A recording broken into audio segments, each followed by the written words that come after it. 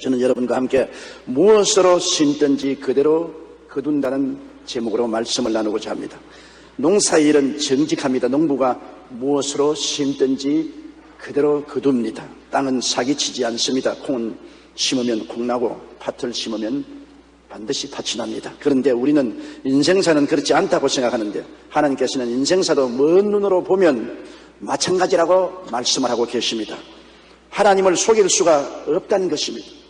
인생사도 심은 대로 삶의 과정 중에서 거두게 된다는 것을 성경은 우리에게 확실히 말씀해 주고 있습니다. 첫째로 심고 거두는 법칙은 에덴 동산에서부터 출발한 것을 우리는 알 수 있습니다. 사람의 마음은 밭이요 하나님의 말씀은 씨앗입니다. 사람의 마음밭에 하나님 말씀으로 심든지 사탄의 유혹으로 심든지 결과는 심은 것으로 거두게 된다는 것입니다. 아담과 하와는 하나님의 말씀을 가슴에 심지 않았었습니다. 하나님께서 아담과 하와를 위해서 아름다운 에덴을 준비해 주시고 먹고 입고 마시고 사는 일에 걱정하지 않게 하고 상함도 없고 해함도 없게 해주셨습니다. 그러나 하나님께서 경고를 하셨습니다. 이 모든 하나님이 주신 영광을 누리는 조건으로 선악을 아는 실과 열매를 먹지 말라. 먹는 날에는 반드시 죽으리라. 이 하나님의 경고의 말씀을 마음속에 받아 심었어야 할 것입니다. 그랬다면 그들은 세세 천세 하나님의 은총과 영광과 복을 누리고 사망의 세력에서 해방되었을 것입니다. 그러나 그들은 그렇지 않았습니다. 악의 씨앗 즉 마귀의 유혹으로 그들의 가슴 속에 심었습니다. 하나님의 말씀을 심지 않고 마귀의 유혹의 말을 받아서 마음속에 심었습니다. 그 결과로 어떤 열매를 맺었습니까? 하나님과 원수가 되고 그 영이 죽고 에덴을 상실하고 이 세상에 쫓겨나서 죽음과 낭패와 절망의 열매를 거두게 된 것입니다. 창세기 3장 19절에 보면 내가 얼굴에 땀이 흘러야 식물을 먹고 필경은 흙으로 돌아가리니 그 속에서 내가 취함을 얻었음이라는 비극적인 결과를 갖게 된 것입니다. 사람이 무엇으로 심든지 그대로 거두는 것입니다. 하나님의 선한 말씀으로 심으면 생명으로 거두고 마귀의 유혹의 악한 말을 심으면 낭패와 저주와 실망과 죽음을 거두게 되는 것입니다. IMF로 온 나라가 경제적으로 어려움을 겪었지만 아직도 우리 사회는 탐욕으로 인한 사치와 과수비 풍조가 사라지지 않고 있습니다. 카드의 빚으로 신용 불량자가 된 사람들 중에도 이러한 욕심과 탐욕에 의한 경우가 참으로 많습니다. 올 들어 각종 신용회복 지원에도 불구하고 신용불량자의 수가 더욱 증가했습니다. 신용회복위원회가 지난 7월 19일부터 28일까지 전국 신용불량자 1,480명을 대상으로 설문조사를 한 결과 가족 중 신용불량자가 있느냐 하는 질문에 응답자 63%가 그렇다고 대답했습니다. 이는 지난해보다 4.4% 늘어난 것입니다. 또 응답자의 83.8%가 신용불량자가 된 이후 가족 불화, 이혼, 별거 등을 경험했다고 대답했는데 이 역시 지난해보다 2.5%가 늘어난 것입니다. 이처럼 탐욕으로 심으면 악의 싹이 납니다. 탐욕의 대가는 절망이고 결국 사망의 열매를 맺게 되는 것입니다. 마귀는 아담과 하와를 뺀 제비를 예수님의 생애에도 실현해 보려고 했습니다. 예수님이 유대 광야에서 40주 40야 금식하시고 줄이 섰을 때 마귀는 탐욕으로 예수 그리스도의 마음에 심어 보려고 했는 것입니다. 마귀는 마태복음 4장 3절로 4절에 보면 시험을 한 자가 예수께 나와서 가로되 내가 만일 하나님의 아들이여든 명하여 이 돌들이 떡덩이가 되게 하라. 예수께서 대답하여 가라사대 기록하였으되 사람이 떡으로만 살 것이 아니요 하나님 입으로 나오는 모든 말씀으로 살 것이라 하였느니라 하시니 이 말의 내용은 이것입니다. 마귀가 찾아와서 굶주린 예수님을 바라보고 정말 측은하고 불쌍하군요. 하나님이 왜 섭섭하게도 아들을 굶게 하는 것입니까? 그러니 하나님이 안 돌봐주니 당신이라도 직접 돌로 떡을 만들어 먹으세요. 예수의 마음속에 하나님이 이렇게 굶주리는데도 먹여주지 않는다는 섭섭함을 넣으려고 하는 것입니다. 섭섭함이 들어오면 그 다음 마귀의 유혹에 빠지게 되는 것입니다. 그러나 예수님은 단호하게 마귀의 유혹을 물리쳤습니다. 사람이 떡으로만 살 것이 아니라 하나님의 입으로 나오는 모든 말씀으로 살 것이라고 말했습니다.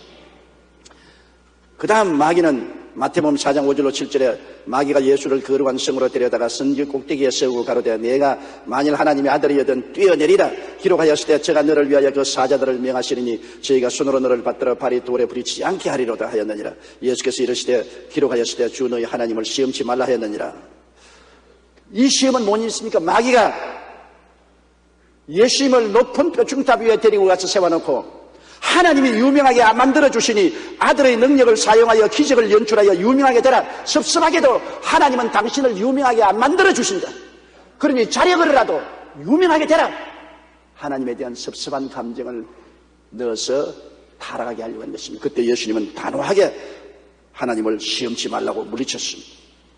그러자 마귀는 예수님을 높은 산에 올려가 데리고 가서 천하 만국을 보여주고 하는 말이 하나님은 당신에게 천하 만국의 영광을 안 주시나 나는 주겠으니 내게 절하라.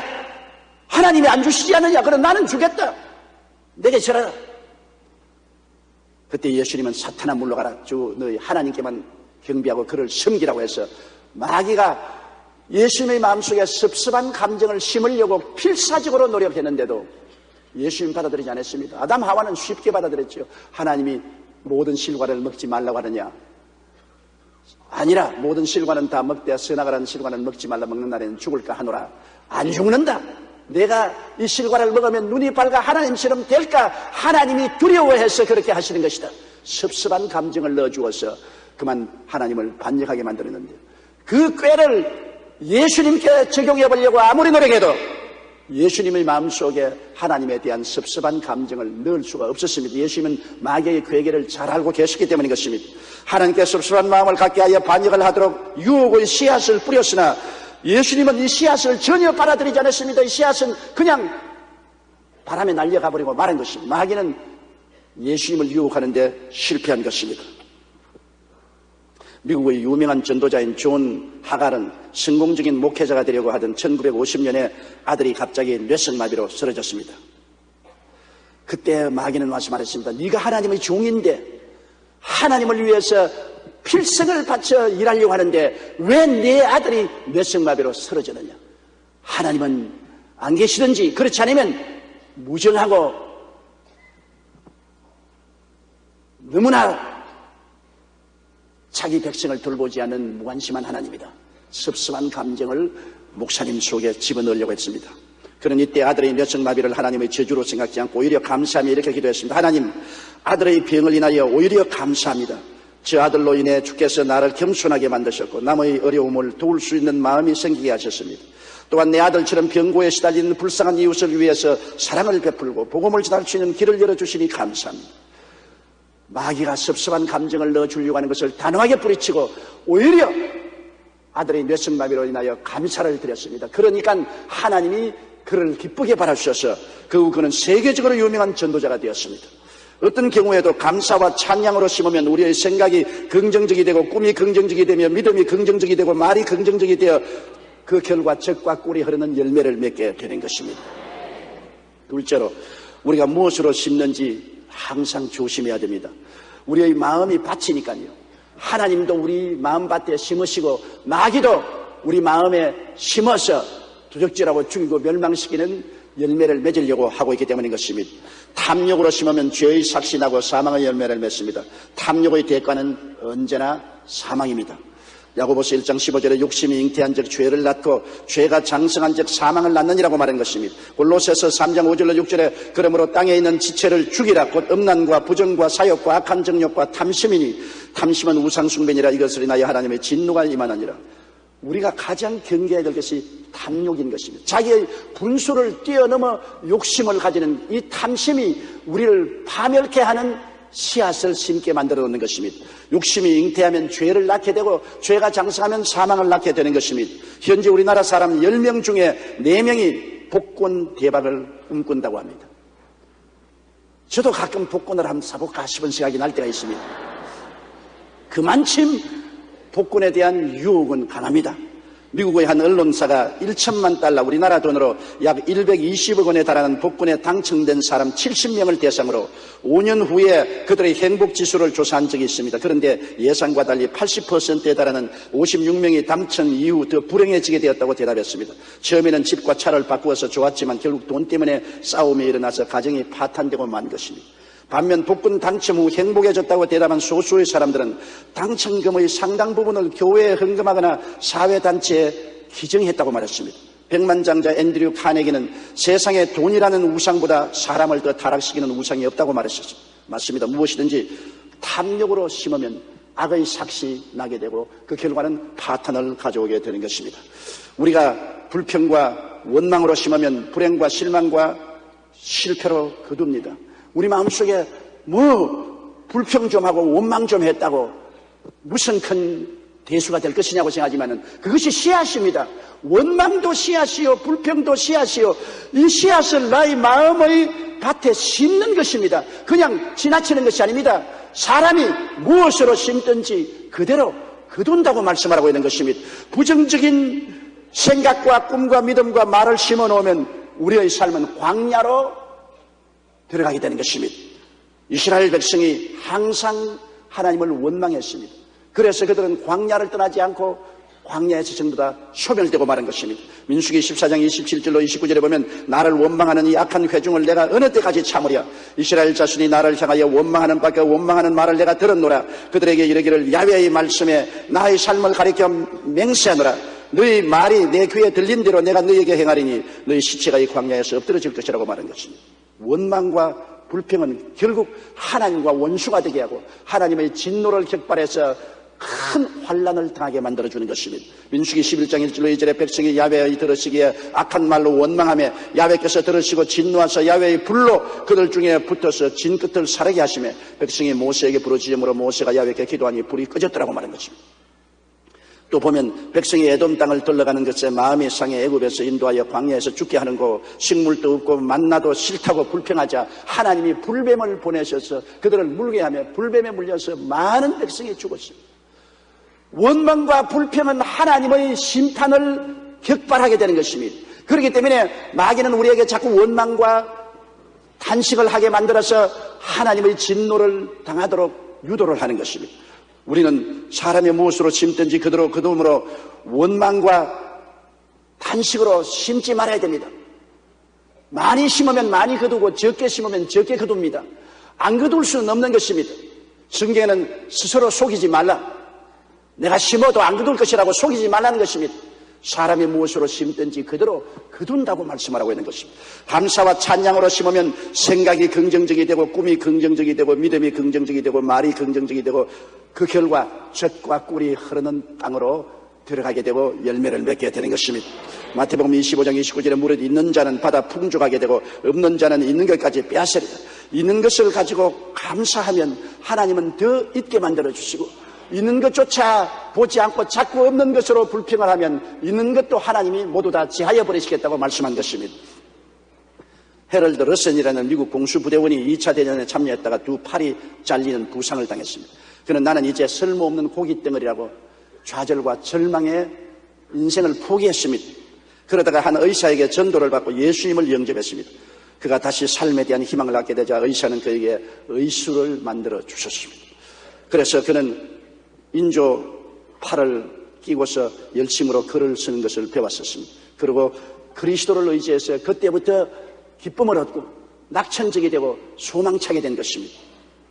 그 소문이 나자 몇 년 후 그는 우리 생애 최고의 해라는 영화에 출연 제의를 받고 그 영화의 상위용사로 출연해서 열심히 연기했습니다. 그 결과 1947년 아카데미 조연상과 특별상을 동시에 수상했고 그 상금을 모두 상위용사를 위한 자선사업에 바쳤습니다. 한번 어떤 신문기자가 찾아와서 당신의 신체적인 조건이 당신을 실망치 않게 하느냐고 물었습니다. 이때 러셀은 아니요, 나의 육체적인 장애는 오히려 내 인생에 큰 복이 되었습니다. 나는 잃어버린 것을 계산한 것이 아니라 아직 남아있는 내 팔다리를 기억하고 하나님께 감사합니다. 좋은 말씀 아닙니까? 근데 잃어버린 두 팔을 인하여 불평하지 않고 그래도 아직 남아있는 두 다리와 몸뚱아리를 인하여 하나님께 감사드린다. 맞습니다. 어떤 상황에도 하나님께 감사할 것들을 헤아리는 사람을 하나님은 절대 버리지 아니하시는 것입니다. 그 약점과 단점까지도 사용하셔서 주님이 높여주는 것입니다. 감사하니까 상위 용사가 되어 두 팔을 잃은 것까지 오히려 유익이 되어서 그는 유명한 배우가 될 수가 있는 것입니다. 빌립보서 4장 6절로 7절에 아무것도 염려하지 말고 모든 일에 기도와 간구로 너희 구할 것을 감사함으로 하나님께 아뢰라. 그리하면 모든 지각에 뛰어난 하나님의 평강이 그리스도 예수 안에서 너희 마음과 생각을 지키시라고 말씀하신 것입니다. 우리는 오늘 추수감사 예배로 드리고 있습니다. 이 추수감사의 유래는 미국의 청교도에게서 시작했는데 미국의 초대 대통령 조지 워싱턴은 돈독한 신앙으로 신생 미국의 기반을 다진 인물입니다. 그는 1789년 상하원 의원들로 구성된 연합위원회가 상정한 감사절과 기도절 제정을 인준한 뒤 이런 역사적인 선언을 했습니다. 전지전능하신 하나님의 섭리를 인정하고 그의 뜻을 따르며 그의 자비에 감사하고 겸손히 그의 보호하심과 은혜를 간구하는 것은 모든 국가의 의무다. 영원 전부터 우리를 보살펴주시는 하나님의 은혜에 감사하고 영원까지 지켜주시도록 예배드리자. 그러면 우리를 굳게 지켜주실 것이라고 말했어요.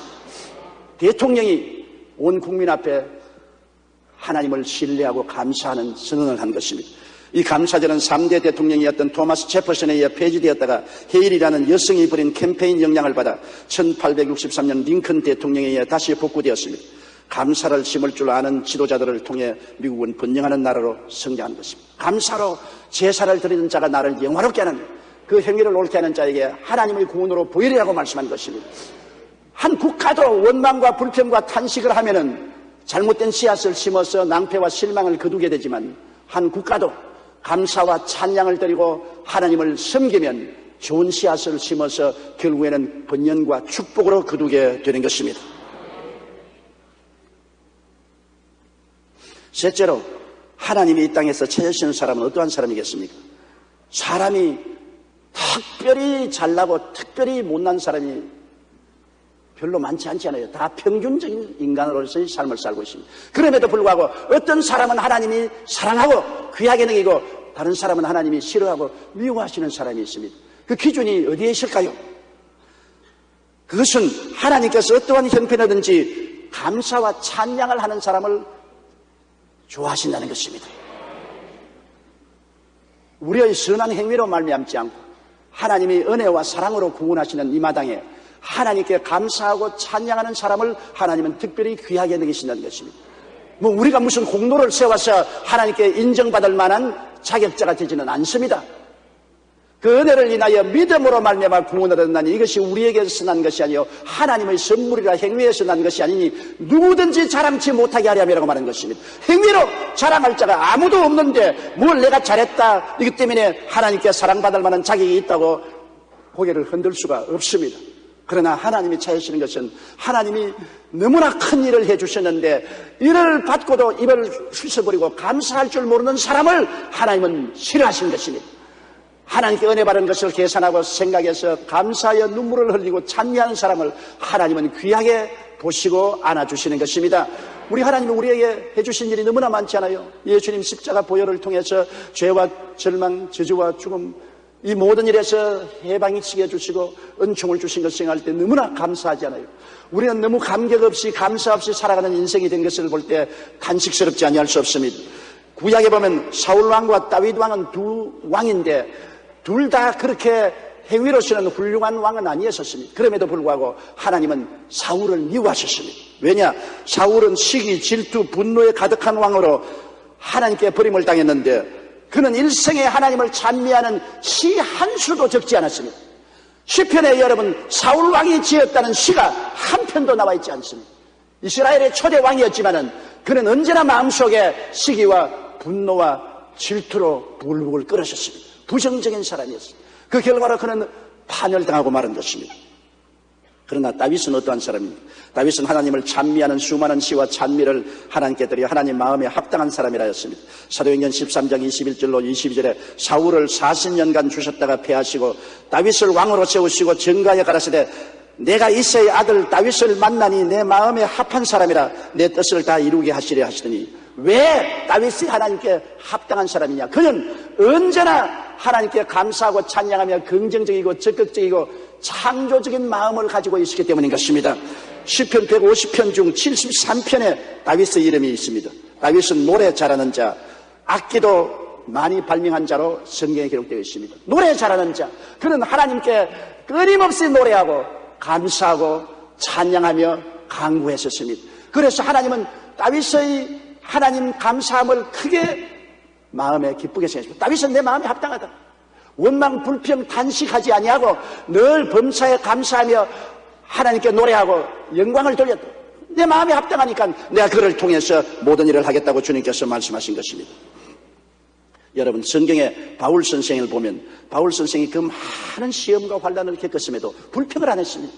바울 선생은 항상 기뻐하라, 쉬지 말고 기도하라, 범사에 감사라고 하고 그것을 실천한 분인 것입니다. 보통 사람 같으면 바울같이 헌신하고 전 생애를 바쳐서 하나님 사업을 하면서 그만큼 고생한 사람 별로 없습니다. 그쯤 되었으면 하나님께 원망이나 불평을 한마디 할 만한데 바울은 하지 않았습니다.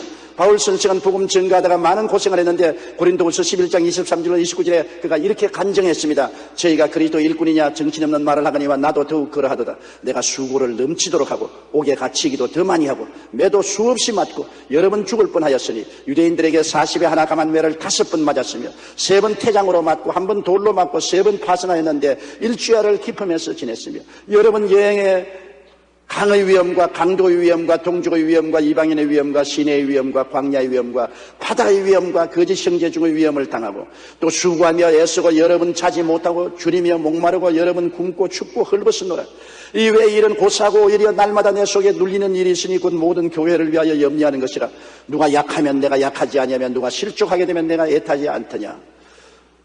이처럼 많은 시험과 환난을 당해도 바울 선생은 늘 하나님께 감사하며 찬양했습니다. 그 대표적인 예가 그가 빌립보에서 복음을 전가하다가 잡혀서 늘씬하게 얻어맞고 빌립보 옥중에 깊이 가되었습니다. 양손 양발에 차고에 차이고 신라와 함께 밥도 굶고 매를 맞아 피가 흐르고 몸은 쓰리고 아픈데 밤중에 원망과 불평을 한 것이 아니라 기도하고 난 다음 하나님께 감사 찬양을 들었습니다.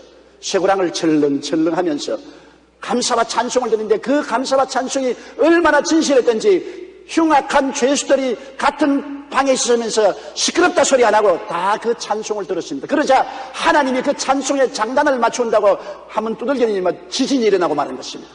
빌립보 전 시가 뒤에 흔들리고 감옥문이 열리고 차고가 다 풀리고 하나님의 영광이 나타난 것을 보는 것입니다. 그런 어려움 가운데도 원망과 불평하지 않고 감사와 찬양을 드린 것이 하나님의 마음에 감동을 주신 것입니다.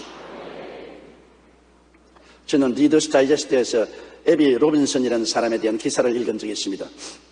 에비 로빈슨은 트럭 운전사였는데 교통사고로 시신경을 다쳐서 시각장애자가 되어서 장님이 되었습니다.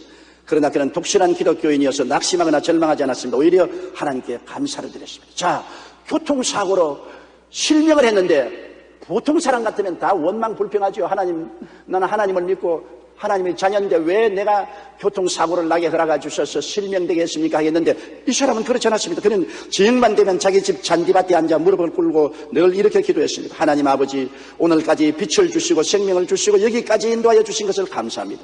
매일 이렇게 감사 기도를 하자 놀라운 일이 일어났습니다. 석 달 만에 그의 시신경이 회복되어 물체가 희미하게 보이기 시작한 것입니다. 지금은 완전히 회복되어 예전처럼 생활할 수 있게 되었다는 것입니다. 감사의 기도가 이런 기적을 베푸는 것입니다. 그 마음을 긍정적이고 적극적이고 행복하고 평안하게 만들어서 치료의 역사가 그 몸속에 넘쳐나서 시력이 회복되게 된 것입니다. 칼 힐티는 행복론에서 감사하는 사람은 젊어진다고 말했습니다. 여러분, 우리는 다 늙어져요. 별 도리 없이 하루하루 늙어져 갑니다. 그러나 감사를 하면은 늙어져가는 길도 중지시킬 수가 있다는 것입니다. 원망 불평 탄식해 보십시오. 얼굴이 길쭉해지고 얼굴에 밝은 색깔이 없어지고 주름살이 지고 늙어지게 되는 것입니다. 감사와 기쁨은 인생의 기름칠을 해주는 역할을 해주는 것입니다. 우리가 어떤 일을 당하든지 감사와 찬양을 심으면 우리 삶에 생기가 돌고 기쁨이 충만하여 범사에 긍정적이 되고 결국 그 삶에 젖과 꿀이 흐르게 되는 것입니다. 그러므로 내게 주신 모든 것을 헤아려 감사하라. 우리가 기도할 때 기도할 제목이 없다고 말할 때가 많습니다. 여러분, 우리가 과거에서 지금까지 살아온 세월 동안에 은혜를 받은 것을 일일이 기억하고 그것으로 감사를 하면 기도할 제목이 많습니다. 어제도 그걸 가지고 감사하고 오늘도 그걸 가지고 감사하고 내일도 그걸 가지고 거듭거듭 우리가 감사하면 하나님이 얼마나 기뻐하실 것입니까? 그러므로 감사로 제사를 늘 드려야 돼요. 뭐 기도할 것이 없다, 나는 감사할 것이 없다, 거짓말입니다. 살아온 세월을 돌이켜볼 때, 또한 예수 그리스도 안에서 하나님이 우리에게 주신 큰 축복과 은혜를 생각할 때 왜 감사하지 않을 수가 있어요? 다른 기도할 것 없으면 일일이 손가락으로 헤아려서 감사를 해야 돼요. 제가 잊을 수 없는 것은, 제가 평신 돌 때 미국의 선교사 리처드 목사님이 세워서 목회를 하는 부산 순복음교회에 출석했습니다. 그게 피난 내려온 과부가 있어요. 그 과부 할머니는 그 딸이 여선생이었는데 실연을 해서 정신병자가 되었어요. 지금 내가 생각할 때 그 할머니가 한 70세쯤 되는데, 그 정신병자가 된 딸이 한 30세 됐는데 그 딸을 늘 손을 잡고 교회에 와서 기도하고 또 손을 잡고 집으로 돌아가요. 그 70세 어머니가 없으면 이 딸은 완전히 식물인간이요. 그저 휘직휘직 웃고 아무것도 못해요.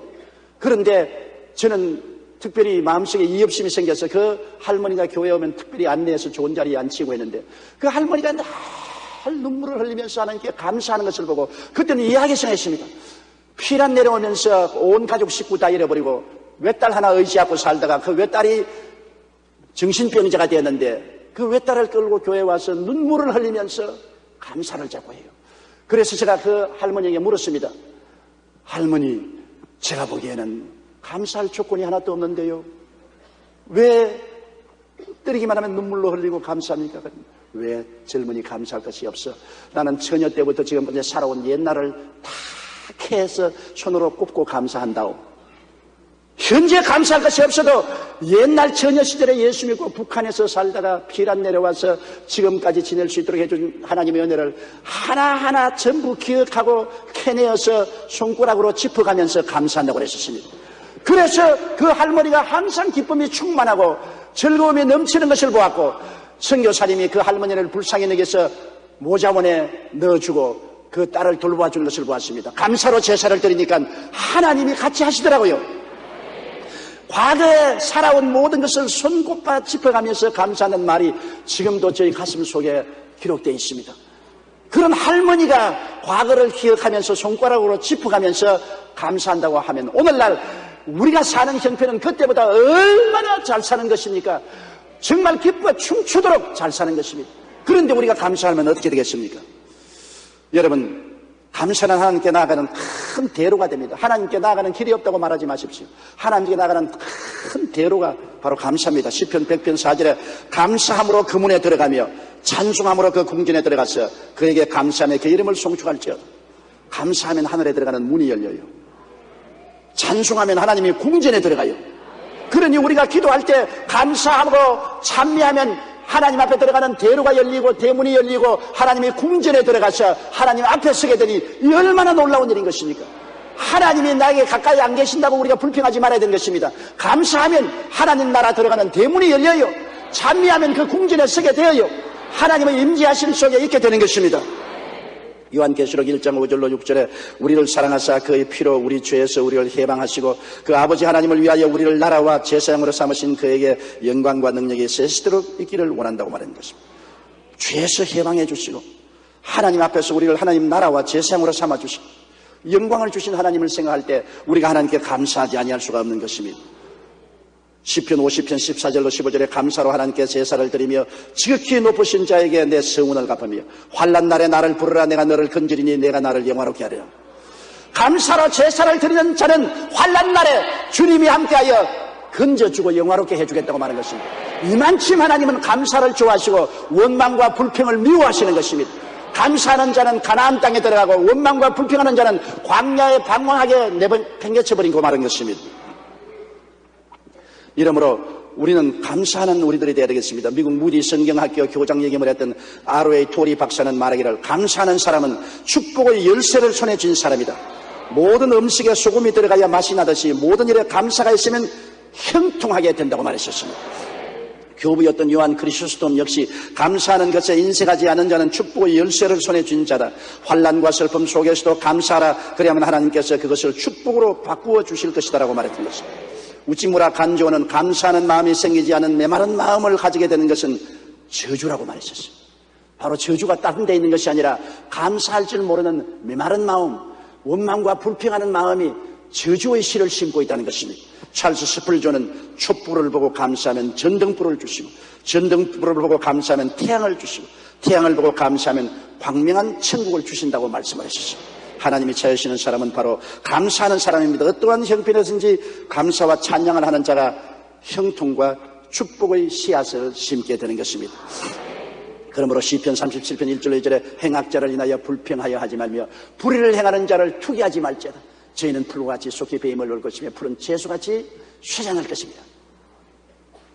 시편 37편 4절에 또 야훼를 기뻐하라. 저가 내 마음의 소원을 이루어 주시리라. 내게 불의를 행하고 나를 고통하는 사람이 올지라도 원망과 불평하지 말고 오히려 하나님을 기뻐하고 감사하면 하나님이 우리를 형통케 해주시겠다고 말하는 것입니다. 우리는 하나님을 바라보고 사는 사람인 것입니다. 하나님이 나를 위하시면 사람이 내게 어찌하리요?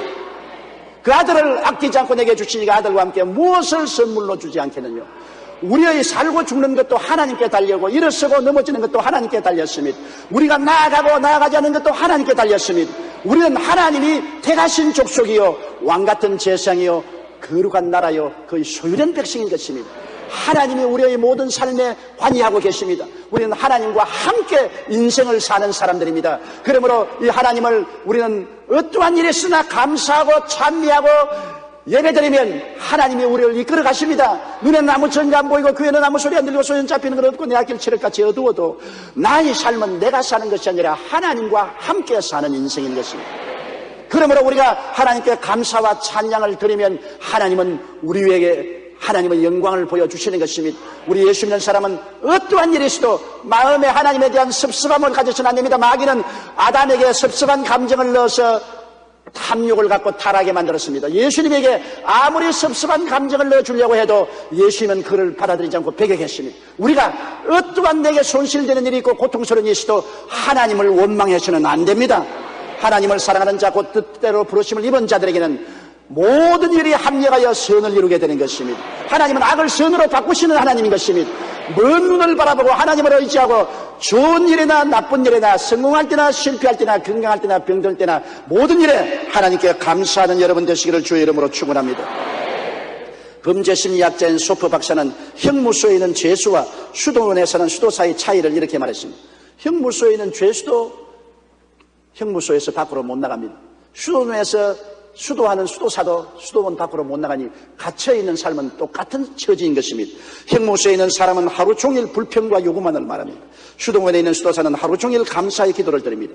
하나님을 믿는 기독교인도 만일 감사의 기도 대신 요구와 불만의 기도만을 드린다면 눈에 안 보이는 형무소에 들어가 있는 죄수와 같은 것입니다. 형무소에 있는 죄수는 감사하지 않습니다. 늘 원망과 불평하죠. 그러나 똑같은 수용소에 있는 수도사는 하루 종일 성경 읽고 하나님께 예배하고 감사하죠. 똑같은 처지에서도 그 마음의 태도는 다릅니다. 고립되는 점에서 감옥은 수도원과 비슷합니다. 그러나 그에 대한 반응이 어떠냐에 따라 큰 차이가 생깁니다. 바울과 실라는 감옥에 갇혔지만 죄수와 같이 행동하지 않았습니다. 오히려 수도원에 있는 수도사처럼 하나님을 찬양하고 감사했던 것입니다. 이런 사람이 바로 하나님이 찾으시는 사람이신 것입니다.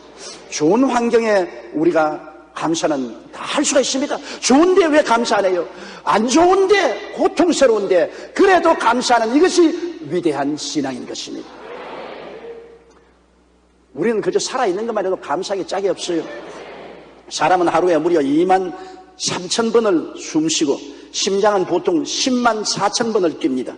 우리 몸속의 혈액이 하루에 달리는 거리만도 1억 6,800만 마일, 미터로 환산하면 2,700억 미터입니다. 또한 사람이 하루에 사용하는 두뇌 세포만도 700만 개가 넘습니다. 이 중에 뭐 하나만 잘못되어도 우리는 살지 못합니다. 그렇기 때문에 우리는 살아있는 것만으로도 하나님께 감사해야 돼요. 이 정말로 묘묘한 기계가 사람이란 기계입니다. 이 복잡한 기계가 참 질서 있고 조화 있게 움직여 나가서 우리가 살아있고 오늘 예배 드릴 수 있다는 이것만 생각해도 감사해야 될 것입니다. 우리가 악과 불의로 심으면 일시적으로 흥하는 것 같으나 종극적으로 파멸을 거두게 되면 역사와 인류의 경험이 증명합니다. 악과 불의를 심어놓고 잘 되는 것 같아도 결국에 무엇으로 심든지 그대로 거두기 때문에 파멸을 거두게 되죠.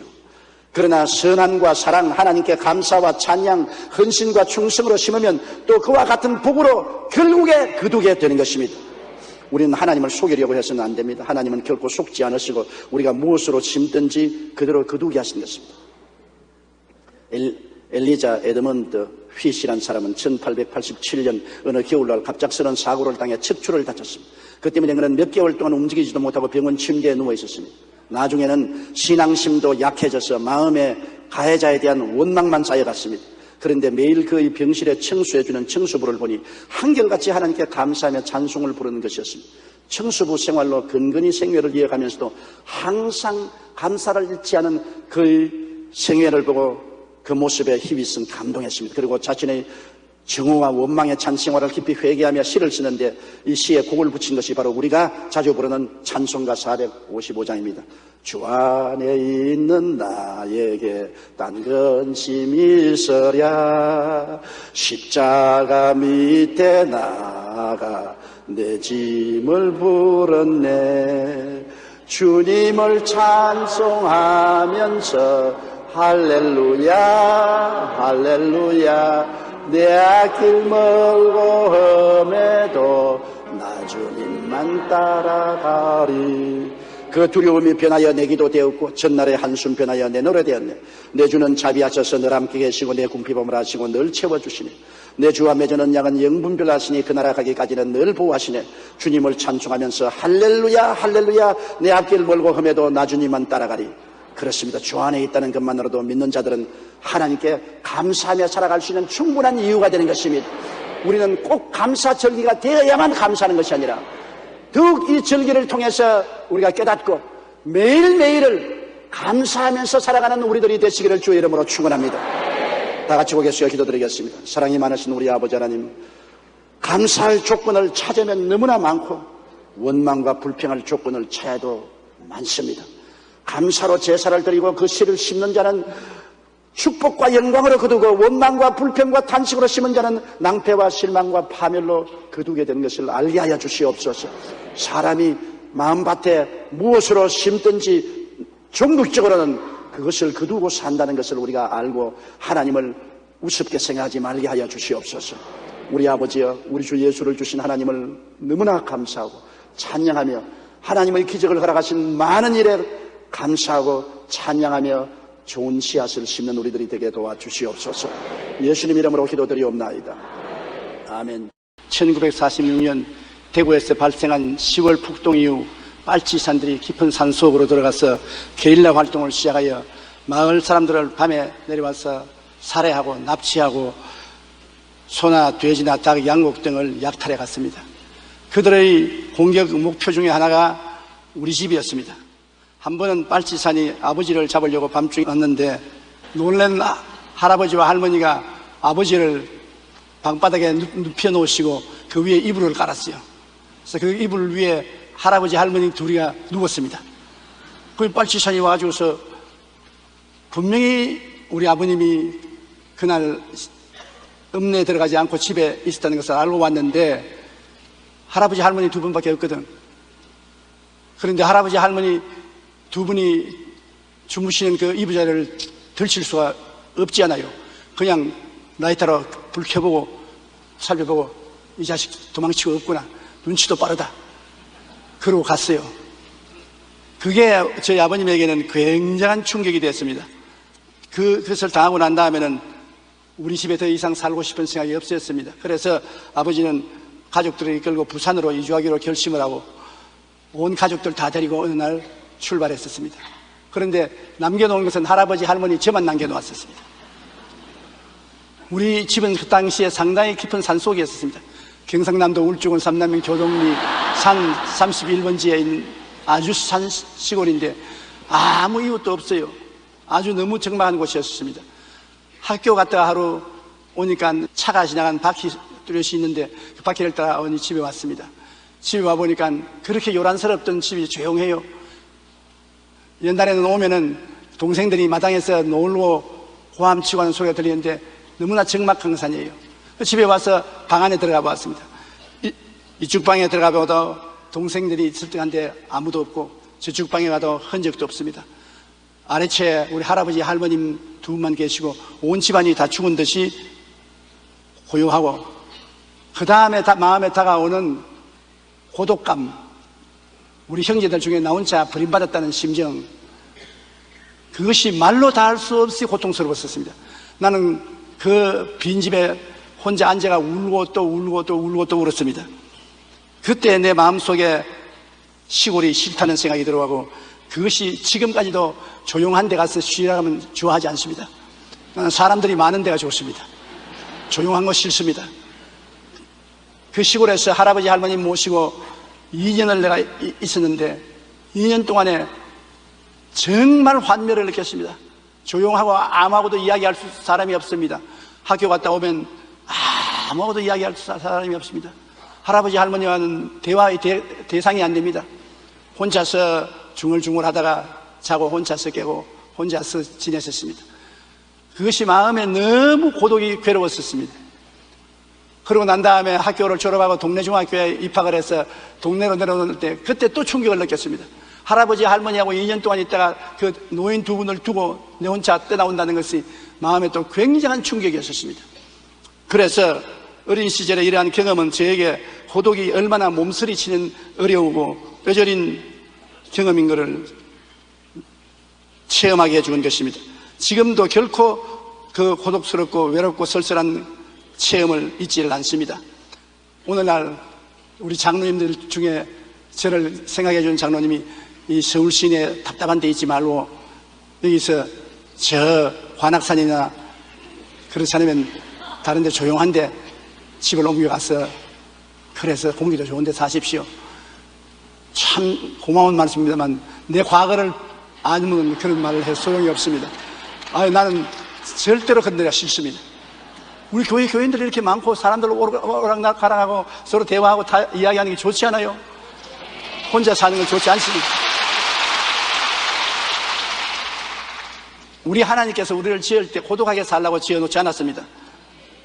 우리 하나님 자체가 고독할래야 고독할 수 없는 영원한 삼위일체 하나님이십니다. 성부와 성자와 성령 삼위가 하나가 되는 우리 하나님인 것입니다. 다른 하나님은 다 한 하나님이십니다. 고독한 하나님입니다. 고독한 하나님은 사랑이 뭔지 알 수가 없습니다. 사랑이란 주고받는 것이 사랑인데 우리 하나님은 아버지와 아들과 성령 삼위가 한 하나님이 되어 계시기 때문에 사랑을 주고받고 서로 대화가 있었으므로 하나님은 고독하지 않습니다. 우리 하나님은 사랑의 하나님이신 것입니다. 고린도후서 13장 13절에 주 예수 그리스도의 은혜와 하나님의 사랑과 성령의 교통하심이 너희 무리와 함께 있을지어다. 우리 신앙생활에도 예수님의 은혜가 있는가 하면 하나님의 사랑이 있고 성령의 교통이 있고 꼭 삼위일체 하나님이 역사가 느껴지는 것입니다. 마태복음 28장 19절에 너희는 가서 모든 민족을 제자로 삼아 아버지와 아들과 성령의 이름으로 침례를 베풀라고 하는 것입니다. 무엇이든지 아버지와 아들과 성령 삼위 하나님을 모시고 행하라고 하는 것입니다. 삼위 하나님은 일체로서 역사하시기 때문인 것입니다. 그러므로 하나님께서 아담을 지으시고 난 다음 아담이 독취하는 것이 좋지 않다 하시고 그를 깊이 잠재워서 갈빗뼈로 하와를 만들었는데 왜 그러냐? 아담을 하나님은 하나님의 형상과 모양대로 지음받았다고 했기 때문에 반드시 하나님처럼 삼위일체의 존재로서 살 수 있도록 만들어 놓으신 것입니다. 아담은 하나님이 아담과 그 아내 하와와 또 그 사이에 태어날 자녀 이 세 분이 모여서 가정이 이루어지지 않습니까? 창세기 2장 18절로 22절에 야훼 하나님이 이르시되 사람이 혼자 사는 것이 좋지 아니하니 내가 그를 위하여 돕는 배필을 지으리라 하시니라. 아담이 돕는 배필이 없으므로 야훼 하나님이 아담을 깊이 잠들게 하시니 잠들매 그가 그 갈빗대 하나를 취하고 살로 대신 채우시고 야훼 하나님이 아담에게서 취하시는 그 갈빗대로 여자를 만드시고 그를 아담에게로 이끌어 오시니 그렇게 말했습니다. 그러므로 아담과 하와와 그들 사이에 태어날 자녀 이렇게 삼위가 한 몸이 되어서 같이 사랑하고 같이 위로하고 격려하고 사는 것이 가정인 것입니다. 요즘은 많은 젊은이들은 과거와 달리 결혼 시기를 늦추는 경향이 있습니다. 일부에서는 혼자 살거나 계약 결혼이나 동거를 선호하기도 합니다. 그런데 결혼은 하나님께서 인간에게 정해주신 신성한 제도입니다. 내가 마음대로 해도 좋고 안 해도 좋고 그냥 동거생활을 마음대로 해도 좋고 그렇지를 않습니다. 결혼 제도가 필요한 첫 번째 이유는 사람은 서로 도움을 주고 받을 배필이 필요하기 때문인 것입니다. 창세기 2장 18절에 하나님은 사람이 혼자 사는 것이 좋지 않다니 라고 말씀하시며 돕는 배필을 지으셨습니다. 둘째로 결혼을 통해 가정에서 자녀를 생산함으로 생육하고 번성하여 땅에 충만하라는 하나님의 명령에 순종하기 위한 것입니다. 셋째, 결혼은 사람들이 성적으로 타락하는 것을 보호하여 주시는 것입니다. 특별히 아담의 범죄 이후 타락한 세상에서 성적인 유혹에 빠지지 않고 살아가는 것은 참으로 어려운 일이기 때문인 것입니다. 하나님은 아담을 지으시고 사람이 독재하는 것이 좋지 않다 하시고 돕는 배필을 주셨습니다. 이처럼 우리 인간은 처음부터 고독하지 않도록 지음받았습니다. 우리는 서로 돕고 아끼며 살아가도록 받은 존재요, 지음을 받은 존재요, 고독하게 살기를 원치 않습니다. 우리 개인 인간도 보십시오. 우리 영이 있는가 하면 혼이 있고 육이 있습니다. 그러면 혼자서 감옥에 가둬 놓아도 혼자서 이야기할 수 있습니다. 자기 영하고 자기 혼하고 자기 육체하고 삼위일체 아닙니까?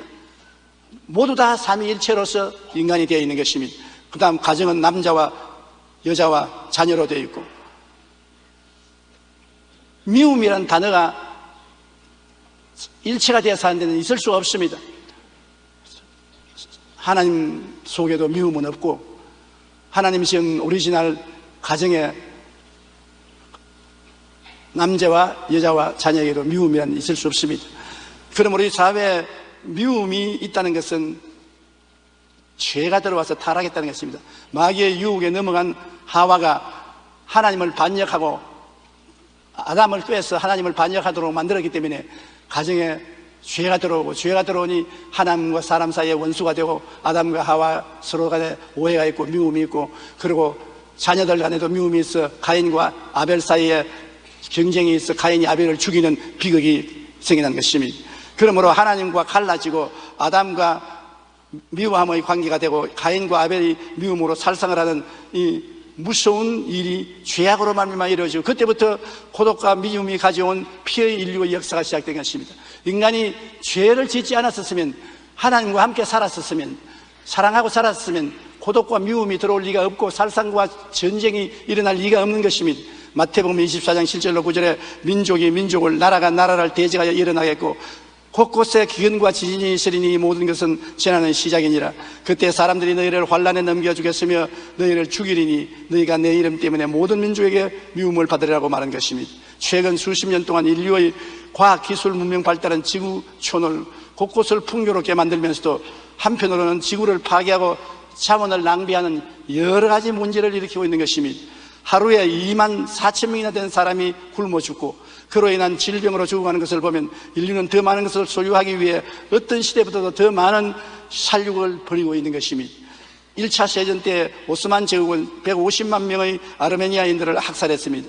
1990년 르완다의 수단에서는 300만 명이 몰살당하는 일이 있었습니다. 우크라이나에서는 끔찍한 기근으로 수많은 사람이 죽었습니다. 독일의 아우슈비츠에는 수백만의 유대인이 사라졌고, 난징의 대학살, 미얀마 철도 공사장에서 죽어간 전쟁포로들, 캄보디아의 킹필드, 유고슬라비아와 방글라데시의 대살육 사건은 지난 100년 동안에 지구상에서 전쟁과 집단 학살 등으로 약 2억 명이나 되는 사람이 죽었습니다. 여러분, 마귀의 유혹과 타락에 넘어간 아담과 하와가 하나님과 멀어지고, 하나님의 사랑과 멀어지고 미워하게 되고 서로 멀어지게 되자 그것이 우리에게 다가온 해가 얼마나 크다는 것을 알 수 있는 것입니다. 하나님 계시지 않고 죄가 우리 마음을 점령하고 마귀가 우리를 점령했으면 그것은 언제고 미움과 오해로 변화되고, 그것이 악화되면 살상으로 변화되고 마는 것입니다. 가인이 아벨을 죽인 이후로 그 악은 우리 인류 속에 팽배해 있는 것입니다. 이렇기 때문에 우리의 삶이 어느 곳에 가도 외로움과 고독함이 있습니다. 부부와 결혼을 해도 그 무엇이 모르게 마음에 통하지 않는 외로움과 고독이 있고, 부모와 자식 간에도 대화가 안 되는 괴로움과 고독이 있습니다. 형제간은 좀 더하지요. 그리고 이웃 간은 서로 웃지만은 속으로 진실로 서로 이해하고 통하지 않습니다. 그렇기 때문에 우리는 다 고독합니다. 고독하지 않은 사람 아무도 없습니다. 나만 고독하고 너는 고독하지 않다, 그러지 않습니다. 고독함을 나는 더 많이 느끼고 너는 덜 느끼는지 모르겠습니다. 더 많은 고독을 당하고 덜 고독을 당할지 모르겠습니다. 그러나 모두 다 고독한 것입니다. 죄와 미움이 있는 세상에 고독은 항상 있는 것입니다. 여러분, 우리가 이 세상에서 나는 저 사람을 좋아한다, 난 저 사람을 좋아하기 때문에 고독하지 않다, 이런 말을 하는 사람이 있는데, 고양이는 쥐를 굉장히 좋아합니다. 그러나 고양이가 쥐를 사랑한 적은 없습니다. 왜냐하면 쥐는 잡아먹으니까 좋지, 사랑은 절대로 안 합니다. 이것이 오늘날 우리 사람들의 현실인 것입니다. 우리가 서로 좋아해서 결혼했다고 해도 좋아하는 것은, 사랑하는 것은 아닙니다. 좋아하는 것은 내게 필요하고 내게 도움이 되니까 그 사람을 좋아하는 것입니다. 사랑이란 내가 손해가 나고 내게 좋지 않고 괴로워도 나를 희생하며 그를 도와주고 나가는 것이 사랑인 것입니다. 그 부모님이 자식을 사랑하는 것은 좋아하는 것이 아니고 사랑하는 것입니다. 자식을 위해서 부모는 모든 것을 희생하고 모든 것을 다 주고, 그러고도 만족하지 않습니다. 사랑하기 때문에 그런 것입니다. 그러나 남편이 아내를 좋아한다고 해도 사랑하지 않는 남편이 많고, 남편을 좋아해도 사랑하지 않는 아내가 많이 있는 것입니다. 그러므로 죄와 미움이 있는 세상에 고독은 항상 있고, 우리가 사랑하려고 애를 많이 쓰지만은 사랑하지 않고 좋아하기는 해도 사랑이 되기가 힘이 드는 것입니다. 채울 수 없는 마음의 공간이 마음속에 언제나 있어요. 좋은 집에 살고 좋은 옷을 입고 호의호식해도 마음에 공허가 언제나 있습니다. 전도서 1장 8절에 눈은 보아도 조감이 없고 귀는 들어도 가득 차지 않는다고 말하는 것입니다. 그러므로 사랑이 없을 때 우리 마음속에 절망하는 것입니다. 살아가는 동안에 아무런 사랑도 우리 마음속에 없으면 우리가 문명한 인간들로부터 사랑이 빼앗기고 단지 좋아함을 들어앉혀 고독을 주어 몸부림치게 만드는 현실 세계 속에 살고 있는 것입니다. 고독은 현대사회에서 가장 무서운 병 중에 하나입니다. 미국 캔사스 지방의 신문에 이런 광고가 실린 적이 있습니다. 그냥 듣기만 할 테니까 전화 걸어 주신 분에게 30분간 얘기하여 주시면 5불 드리겠습니다. 얼마나 고독하기 때문에 나에게 30분만 전화해서 일방적으로 이야기만 해주면 돈 5불 드리겠다는 것입니다. 죄와 미움이 있는 이 세상에 고독은 항상 있습니다. 외로움과 고독이 얼마나 힘들고 괴로웠던지 이런 광고까지 나오게 되었을까요? 우리는 대부분 사람들은 삶 가운데 이러한 고독을 느끼며 쓸쓸하게 살아가고 있습니다. 그리고 자신의 삶이 매우 의미 있다는 사실을 증명해 보이려고 더욱 과도하게 움직입니다. 그러나 이것은 마음의 공허를 바쁨으로 덮어보려고 위장하는 행동일 뿐인 것입니다. 우리는 누구나 그 무엇으로 채울 수 없는 마음의 공간을 가지고 있습니다. 우리의 삶에 목적이 뚜렷이 없을 때는 채울 수 없는 마음의 공간은 그만큼 더 커집니다. 사람들은 이러한 마음의 공간을 채워보려고 동분서주하지만 인간의 힘으로는 결코 채울 수가 없습니다. 헤르만 헤세는 인생은 고독 그것이다. 왜냐하면 인생은 남을 잘 모르기 때문이다. 테레사 수녀는 자기를 좋아하는 사람도 필요로 하는 사람도 없다고 느낄 때 오는 고독감은 가난 중에 가난이다. 프랜시스 베이컨은 최악의 고독이란 한 사람의 칭후도 없다는 것이라고 말하는 것입니다. 이 세상에 우리만 고독한 것이 아니라 하나님의 아들 예수님도 굉장히 고독했습니다. 왜냐하면 완전한 하나님이 완전한 사람이 되어 오셨으니까 하나님과 사람이 차별이 얼마나 있습니까? 여러분, 어른과 어린아이가 차별이 있는데 하물며 하나님과 인간이 얼마나 차별이 있으며 완전한 하나님의 죄투성인 인간과의 차별이 얼마나 있습니까? 그러므로 주님은 결코 이 세상에 오셔서 죄인들과 전적인 대화가 되지 않았었습니다. 언제나 그곳에는 하나님과 사람이라는 차별이 있었으며 완전히 죄 없는 부분과 죄인 인간과의 차별이 있은 것입니다. 그러므로 사람이 되신 하나님과 인간과의 건널 수 없는 다리가 있고 멸시와 천대를 받는 삶을 살았습니다. 사람들에게 이해와 동정을 받지 못했습니다. 이사야 54장 3절에 그는 멸시를 받아 사람들에게 버림받았으며 강고를 많이 겪었으며 질고를 아는 자라. 마치 사람들이 그에게서 얼굴을 가리는 것 같이 멸시를 당하였고 우리도 그를 귀히 여기지 아니하였도다. 사람들과 제자들의 버림 속에 나중에는 십자가에 못 박여 혼자 몸부림쳤습니다. 얼마나 그 마음의 외로움이 심했기 때문에 십자가에서 고통당할 때 목마르다 그렇게 외쳤습니다. 물이 없어 목마른 게 아니라 외로움에 목말랐던 것입니다. 요한복음 19장 28절로 29절에 그 후에 예수께서 모든 일이 이미 이루어진 줄 아시고 성경을 응하게 하리 하사 이르시되 내가 목마르다 하시니 거기 신포도주가 가득히 담긴 그릇이 있는지라. 사람들이 신포도주 적신 해면을 우슬초에 매어 예수의 입에 대었다고 말한 것입니다. 그러므로 이 세상에 사는 사람들은 모두 다 고독하기 때문에 우리는 그 고독을 극복하고 살아야 되는 것입니다. 고독함이 있을 동안에는 행복이 없습니다. 우리는 위장하고 사는 것입니다. 바쁜 일을 통해서 고독이 없는 것처럼, 일이 너무 바빠서 고독할 시간이 없는 것처럼 보이지만은 마음속에 고독이 견딜 수 없기 때문에 술을 마시게 되고 도박도 하게 되고 또 죄도 짓게 되고 잘못된 길로 걸어가기도 하는 것입니다. 어떻게 하면 고독을 극복하고 살 수가 있겠습니까? 우리가 이 세상에서 고독을 극복하기 위해서는 하나님과의 관계를 개선해야 하는 것입니다. 하나님 알지 못하고는 절대로 고독에서 이길 수 없는 것입니다. 우리는 하나님의 형상과 모양대로 지었기 때문에 하나님을 아버지로 모시고 탕자가 집으로 돌아오는 것처럼 돌아와야 되는 것입니다. 탕자가 아버지를 떠나 있을 동안은 돼지 우리에서 살고 돼지 지음 열매를 먹으려고 하고 아무도 돌봐주는 사람이 없었습니다. 그는 절대 절망해서 고독을 면하기 위해서 아버지께로 돌아가자고, 아버지께로 돌아올 때 비로소 그의 탕자의 생활과 고독의 문제는 해결된 것입니다. 에베소 2장 14절로 16절에 그는 우리의 화평이신지라 둘로 하나를 만드사 원수된 것 곧 중간에 막힌 담을 자기 육체로 허시고 법조문으로 된 계명의 율법을 폐하셨으니 이는 이 둘로 자기 안에서 한 세 사람을 지어 화평하게 하시고 또 십자가로 이 둘을 한 몸으로 하나님과 화목하게 하려 하심이라. 주님이 모든 우리를 대적하는 십계문 법조문을 몸에 짊어지시고 대신 죽어주심으로 그 보혈을 통해서 하나님과 우리 사이에 막힌 담을 헐어버리셨습니다. 그래서 우리가 예수 그리스도 이름과 그 보혈을 의지하면 아무 저항 없이 아버지의 품으로 들어갈 수가 있는 것입니다. 그리고 예수 그리스도 이름과 그 보혈을 가지고 가면 하나님이 우리를 자녀로 삼아 주시는 것입니다. 그러므로 예수 그리스도의 중보를 통해서 하나님 아버지께 나가야 우리 고독을 이길 수가 있는 것입니다. 대만의 수도 타이페이에서 연예인 우울증 전담 전문의사로 유명했던 의사가 자기가 우울증으로 인해 스스로 목숨을 끊은 일이 있습니다.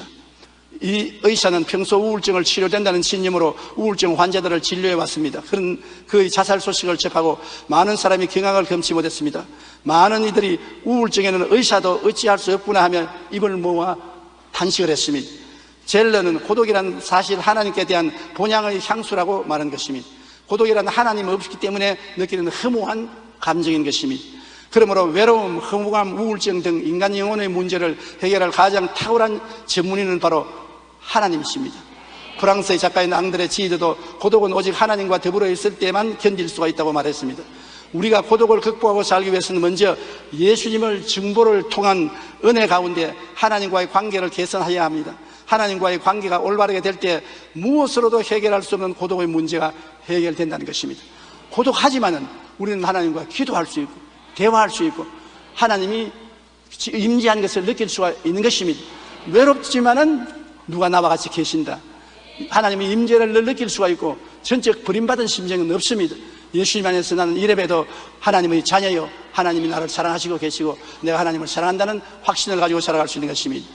그리고 고독에서 벗어나기 위해서는 자기를 겸손하게 낮춰야 되는 것입니다. 자기를 높이면 고독하게 될 수밖에 없습니다. 사람들이 기피하기 때문인 것입니다. 마태복음 23장 12절에 누구든지 자기를 높이는 자는 낮아지고 누구든지 자기를 낮추는 자는 높아지리라고 말하는 것입니다. 베드로전서 5장 5절로 6절에 하나님은 교만한 자를 대적하시되 겸손한 자들에게는 은혜를 주시느니라. 그러므로 하나님의 능하신 손 아래서 겸손하라. 때가 되면 너희를 높이시리라. 스스로 낮추고 섬기는 자리에 있으면 사람들이 존경하고 대화를 하고 따라옵니다. 그러나 나를 섬기라고 목을 치들고 어깨에 힘을 주면은 사람들이 그를 두려워하고 싫어하고 기피하고 어찌할 수 없이 고독한 삶을 살 수밖에 없는 것입니다. D.L. 무디는 이런 유명한 말을 했습니다. 한 사람의 인생을 평가할 때 그가 얼마나 많은 것을 거느리고 살았느냐 하는 것은 중요한 것이 아니다. 중요한 것은 그가 얼마나 많은 사람에게 종로릇을 했느냐이다. 참다운 삶은 이렇게 겸손한 마음으로 남을 섬기고 남을 받아들이는 삶을 살 때 참된 삶을 사는 것입니다. 우리가 고독을 극복하고 더욱 기쁨과 행복이 넘치는 삶을 살기 위해서는 먼저 겸손히 자기를 낮추고 이웃을 높여주고 존경해주는 것, 섬겨주는 것입니다. 용서와 사랑으로 우리가 가진 것을 나누고 베풀며 섬기는 삶을 살 때 고독은 자동적으로 물러가고 마는 것입니다. 그 다음 용서와 사랑으로 이웃과 함께 해야 되는 것입니다. 저는 은퇴하기 전에 목회할 때 신방을 많이 했습니다. 병원 신방, 수용소 같은 데 신방을 많이 했는데 제가 굉장히 마음의 고통을 느낀 것은 병이 깊어서 의사들이 치료하지 못하게 될 때, 절망적이 되었을 때 절대적인 고독에 처한 사람들이 많다는 것입니다. 그래서 이 사람들을 도와줘야 되겠다. 죽는 것은 연사도 알고 가족도 알고 자기도 알지만은 이제 죽는다고 내버려졌기 때문에 그 혼자서 고독은 말로 다 할 수 없습니다. 누가 와서 대화를 해주고 용기와 힘이 되어주면 얼마나 큰 위로와 도움이 되는지 모릅니다. 그래서 우리 교회에 제가 호스피스를 만들었습니다. 호스피스 자원봉사자들을 모으고 호스피스를 만들어가지고서 말기암 환자들, 죽음에 이르는 병에 걸린 사람들, 좌절과 절대 절망이 있는 사람들을 가서 대화를 해주는 것입니다. 못 고쳐줘도 좋습니다. 죽는 것 알아요. 그러나 대화를 해줌으로 말미암아 절대 고독에서 면할 수 있도록 도와주려고 애를 썼습니다. 그리고 사랑과 행복 나누기 운동도 그와 꼭 강화진 것입니다. 이 세상에 가난하고 괴롭고 고통스러운 사람, 조금 전에 우리가 여기 여러분 비디오에서도 봤지만은 우리가 도와줌으로 큰 운명이나 팔자가 바뀌어지는 건 아닙니다.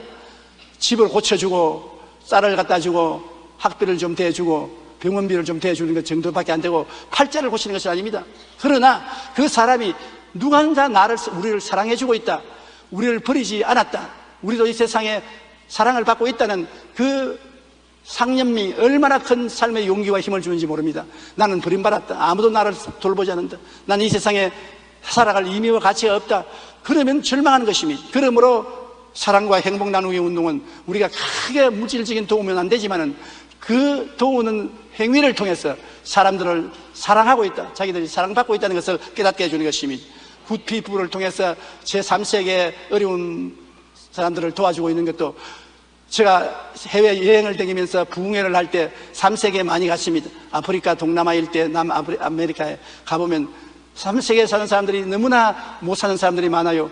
옛날에 6.25 이후에 우리가 못 사는 그와 똑같이 못 살고 고통을 당하는데, 우리는 그때 옛날에 6.25 때 미국 사람들이 갖다 주는 강냉이 가루, 밀가루, 입던 옷들, 입던 신발들, 그걸 받아 누렸습니다. 저도 그것을 많이 받았습니다. 신발도 받고 꿀꿀이죽도 먹었는데, 꿀꿀이죽을 먹을 때도 그때 얼마나 고맙던지 몰라요. 다 떨어진 군화를 받았는데 내 발 하나 들어가고 반 개 더 들어가는 군화를 신고 끌고 다녀도 고맙고 감사했습니다. 그리고 그들이 입다가 내버린 의복, 추울 때 그것이 얼마나 도움이 되는지 몰라요. 그것이 마음에 잊지 못했습니다. 요사이 보면은 그건 아무것도 아니지요. 그러나 우리를 사랑해 주고 있다, 우리는 버림받지 않았다, 이래도 사람들은 우리를 도와주려고 한다, 그러한 생각에 용기가 굉장히 났었습니다. 그래서 제가 해외 굿피플이라는 단체를 만들어서 가난하고 헐벗고 굶주리고 버림받고 생각하는 사람에게 우리 한국 사람들의 뜨뜻한 사랑을 나누어주면 좋겠다. 그래서 시작한 것이 굿피플입니다. 벌써 굿피플은 동남아 일대에 굉장히 많은 일을 하고 수많은 사람에게 용기와 힘을 주고 있는 것입니다. 골로새서 3장 13절로 14절에 누가 누구에게 불만이 있거든 서로 용납하여 피차 용서하되 주께서 너희를 용서하신 것 같이 너희도 그리하고 이 모든 것 위에 사랑을 더하라. 이는 온전케 매는 띠니라. 용서와 사랑, 이것은 우리가 고독에서 내 자신도 면하고 다른 사람도 이끌어내는 위대한 수단이 되는 것입니다. 우리는 이 세상을 홀로 가는 인생을 만들지 말고 함께하는 인생을 만들어야 되는 것입니다. 내 홀로 잘 살고 홀로 잘 먹고 내 홀로 평안하다 그러지 말고 나 함께 잘 먹고 함께 잘 입고 함께 잘 살자. 제가 나이를 먹고 보니까 홀로라는 말은 참 무서운 말인 것을 느꼈습니다. 함께 같이 잘 살자. 함께 울고 함께 웃고 함께 먹고 함께 입고 사는 것이 참 인생의 행복이라는 것입니다. 마태복음 28장 20절에 하나님 뭐라고 했습니까? 볼지어다 내가 세상 끝날까지 너희와 항상 함께 있으리라. 하나님 같으신 위대하신 분이 우리같이 못났냐고 함께 있겠다고 하는 것입니다. 하나님이 우리와 함께 있겠는데 우리가 우리 이웃하고 함께 있겠다는 것 왜 그 말을 담대하게 못합니까? 우리가 누구하고 함께 있어 우리가 도움을 줄 수 있다면 그것이 우리에게 큰 기쁨이 되고 자랑이 될 수 있는 것입니다. 이사야 41장 10절에 두려워하지 말라 내가 너와 함께함이라. 놀라지 말라 나는 내 하나님이 됨이라. 내가 너를 굳세게 하리라. 참으로 너를 도와주리라. 참으로 나의 의로운 오른손으로 너를 붙들리라. 이와 같은 하나님이 계심으로 우리가 안심하고 살 수 있는 것입니다. 지금도 하나님이 함께 계시기 때문에 나는 평안하게 하나님 교회에서 예배를 드릴 수가 있는 것입니다. 하나님께서 근심도 하지 말고 놀라지 말고 주님이 굳세게 해주고 도와주고 붙들어 주겠다고 약속하신 것이니 우리가 얼마나 담대할 수 있는 것입니까? 화려한 삶 뒤에는 무지무지한 고독이 있는 것입니다. 독일의 카우스에는 1만 5천 개의 혼도와 수십 개의 빌딩으로 그 재산이 4억 4천만 달러, 약 5천억 원에 달하는 대부자였습니다. 그러나 그는 그 많은 재산을 관리하고 운영하는 것에 오히려 스트레스를 받아 결국 낙심하여 자살하고 말았습니다. 그렇게 많은 돈을 모아놓고 그 화스러운 뒤에 그는 자살하고 말한 것입니다. 함께 했으면 그렇게 자살할 필요 없지요. 그 재산을 이웃하고 나누어서 함께 살다면 자살할 필요가 없지요. 다른 사람하고 나누지 아니하고 자기 혼자 죽이고서 욕심 부리다가 스트레스 걸려서 자살하고 말한 것입니다. 1970년 미국 청소년들의 우상이었던 가수 앤디 깁슨은 처음 음반을 냈을 때 수백만 달러의 수입을 얻었고 22살이라는 어린 나이에 그래미상을 2번이나 탔습니다. 그러나 그는 무대 위의 화려함 뒤에 찾아오는 고독의 불안을 이기지 못하여 마약에 손을 대기 시작했고 타락한 생활을 하다가 10년 후인 불과 32살의 나이에 비절 태산같이 진 채 슬슬하게 죽고 마는 것입니다. 누구든지 자기 혼자 명예를 즐기고 자기 혼자 사람들의 칭찬을 받기를 원하면 결국엔 죽는 것입니다. 우리는 함께 기뻐하고 함께 즐기도록 하나님 만들어놓은 것입니다. 긍정적인 사고로 잘 알려진 노만 빈센트 필 박사는 항상 무엇인가 종이에 적어서 일었을 때나 앉을 때나 가만 시간만 있으면 그걸 읽었어요. 그래서 사람들이 궁금증이 나서 무엇이냐고 물었더니 그것을 보여주는데 거기에는 이렇게 쓰여 있습니다. 하나님의 빛이 나를 둘러싼다. 하나님의 사랑이 나를 감싼다. 하나님의 힘이 나를 둘러싼다. 하나님이 나를 지켜보신다. 내가 어디를 가든지 하나님은 함께 계신다. 하나님이 이렇게 같이 계시니까 마음에 두려움도 없고 떨림도 없습니다. 그가 다른 사람을 섬길 수 있는 힘이 있었던 것입니다. 삶의 겉으로 드러나는 풍요롭고 화려한 모습은 진정한 행복을 주지 못합니다. 오히려 불쑥불쑥 찾아오는 고독과 두려움으로 늘 불안해합니다. 우리는 오직 하나님과의 관계를 개선하고 하나님과 함께 살 때 고독과 두려움을 극복하고 참 평안과 기쁨과 행복을 가질 수가 있는 것입니다. 오늘 또 예수 그리스도의 보혈을 통하여 하나님은 성령을 여러분께 주심으로 여러분은 하나님과 함께 있습니다. 따라 말씀하시죠. 나는 예수님 안에서 하나님과 함께 있습니다. 그러므로 외롭지 않습니다. 버림받지 않았습니다. 행복합니다. 기뻐합니다. 그와 같은 우리가 말을 담대하게 할 수가 있는 것입니다. 우리는 태어날 때부터 고독의 병을 갖고 태어났습니다. 우리는 이를 항상 치료하고 극복하며 살아야만 하는 것입니다. 릭 윌에는 그의 책 하나님의 인생 레슨에서 우울과 고독을 치료하기 위한 하나님의 치료 방법을 4가지로 설명했습니다. 첫째, 육체적인 필요를 채워주라는 것입니다. 하나님의 첫 번째 치료 방법은 먹고 마시고 휴식을 취함으로써 육신의 원기를 회복하는 것입니다. 몸의 건강한 마음의 상태에 큰 영향을 미치기 때문인 것입니다. 그러므로 이웃을 사랑한다는 것은 말만 하지 말고 먹고 입고 마시는 것부터 도와주기 시작하는 것입니다. 가장 근본적인 요구부터 채워줘야 우리가 사랑하는 것이 되고 함께 해주는 것이 되는 것입니다. 둘째는 좌절감을 하나님께 털어놓으라는 것입니다. 근심, 고독감, 상처를 받았을 때 기도하며 모든 것을 하나님 앞에 털어놓으면 큰 위안이 다가오게 되는 것입니다. 내 마음속에 혼자 품고 있으면 안 됩니다.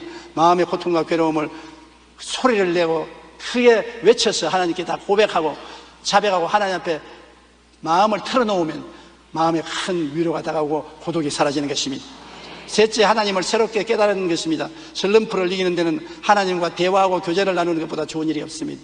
모든 일이 안 될 때라도 하나님께 대화하고 하나님 찾고 하나님과 같이 있으므로 하나님의 아이디어를 얻을 때 우리가 외로움에서 벗어날 수 있는 것입니다.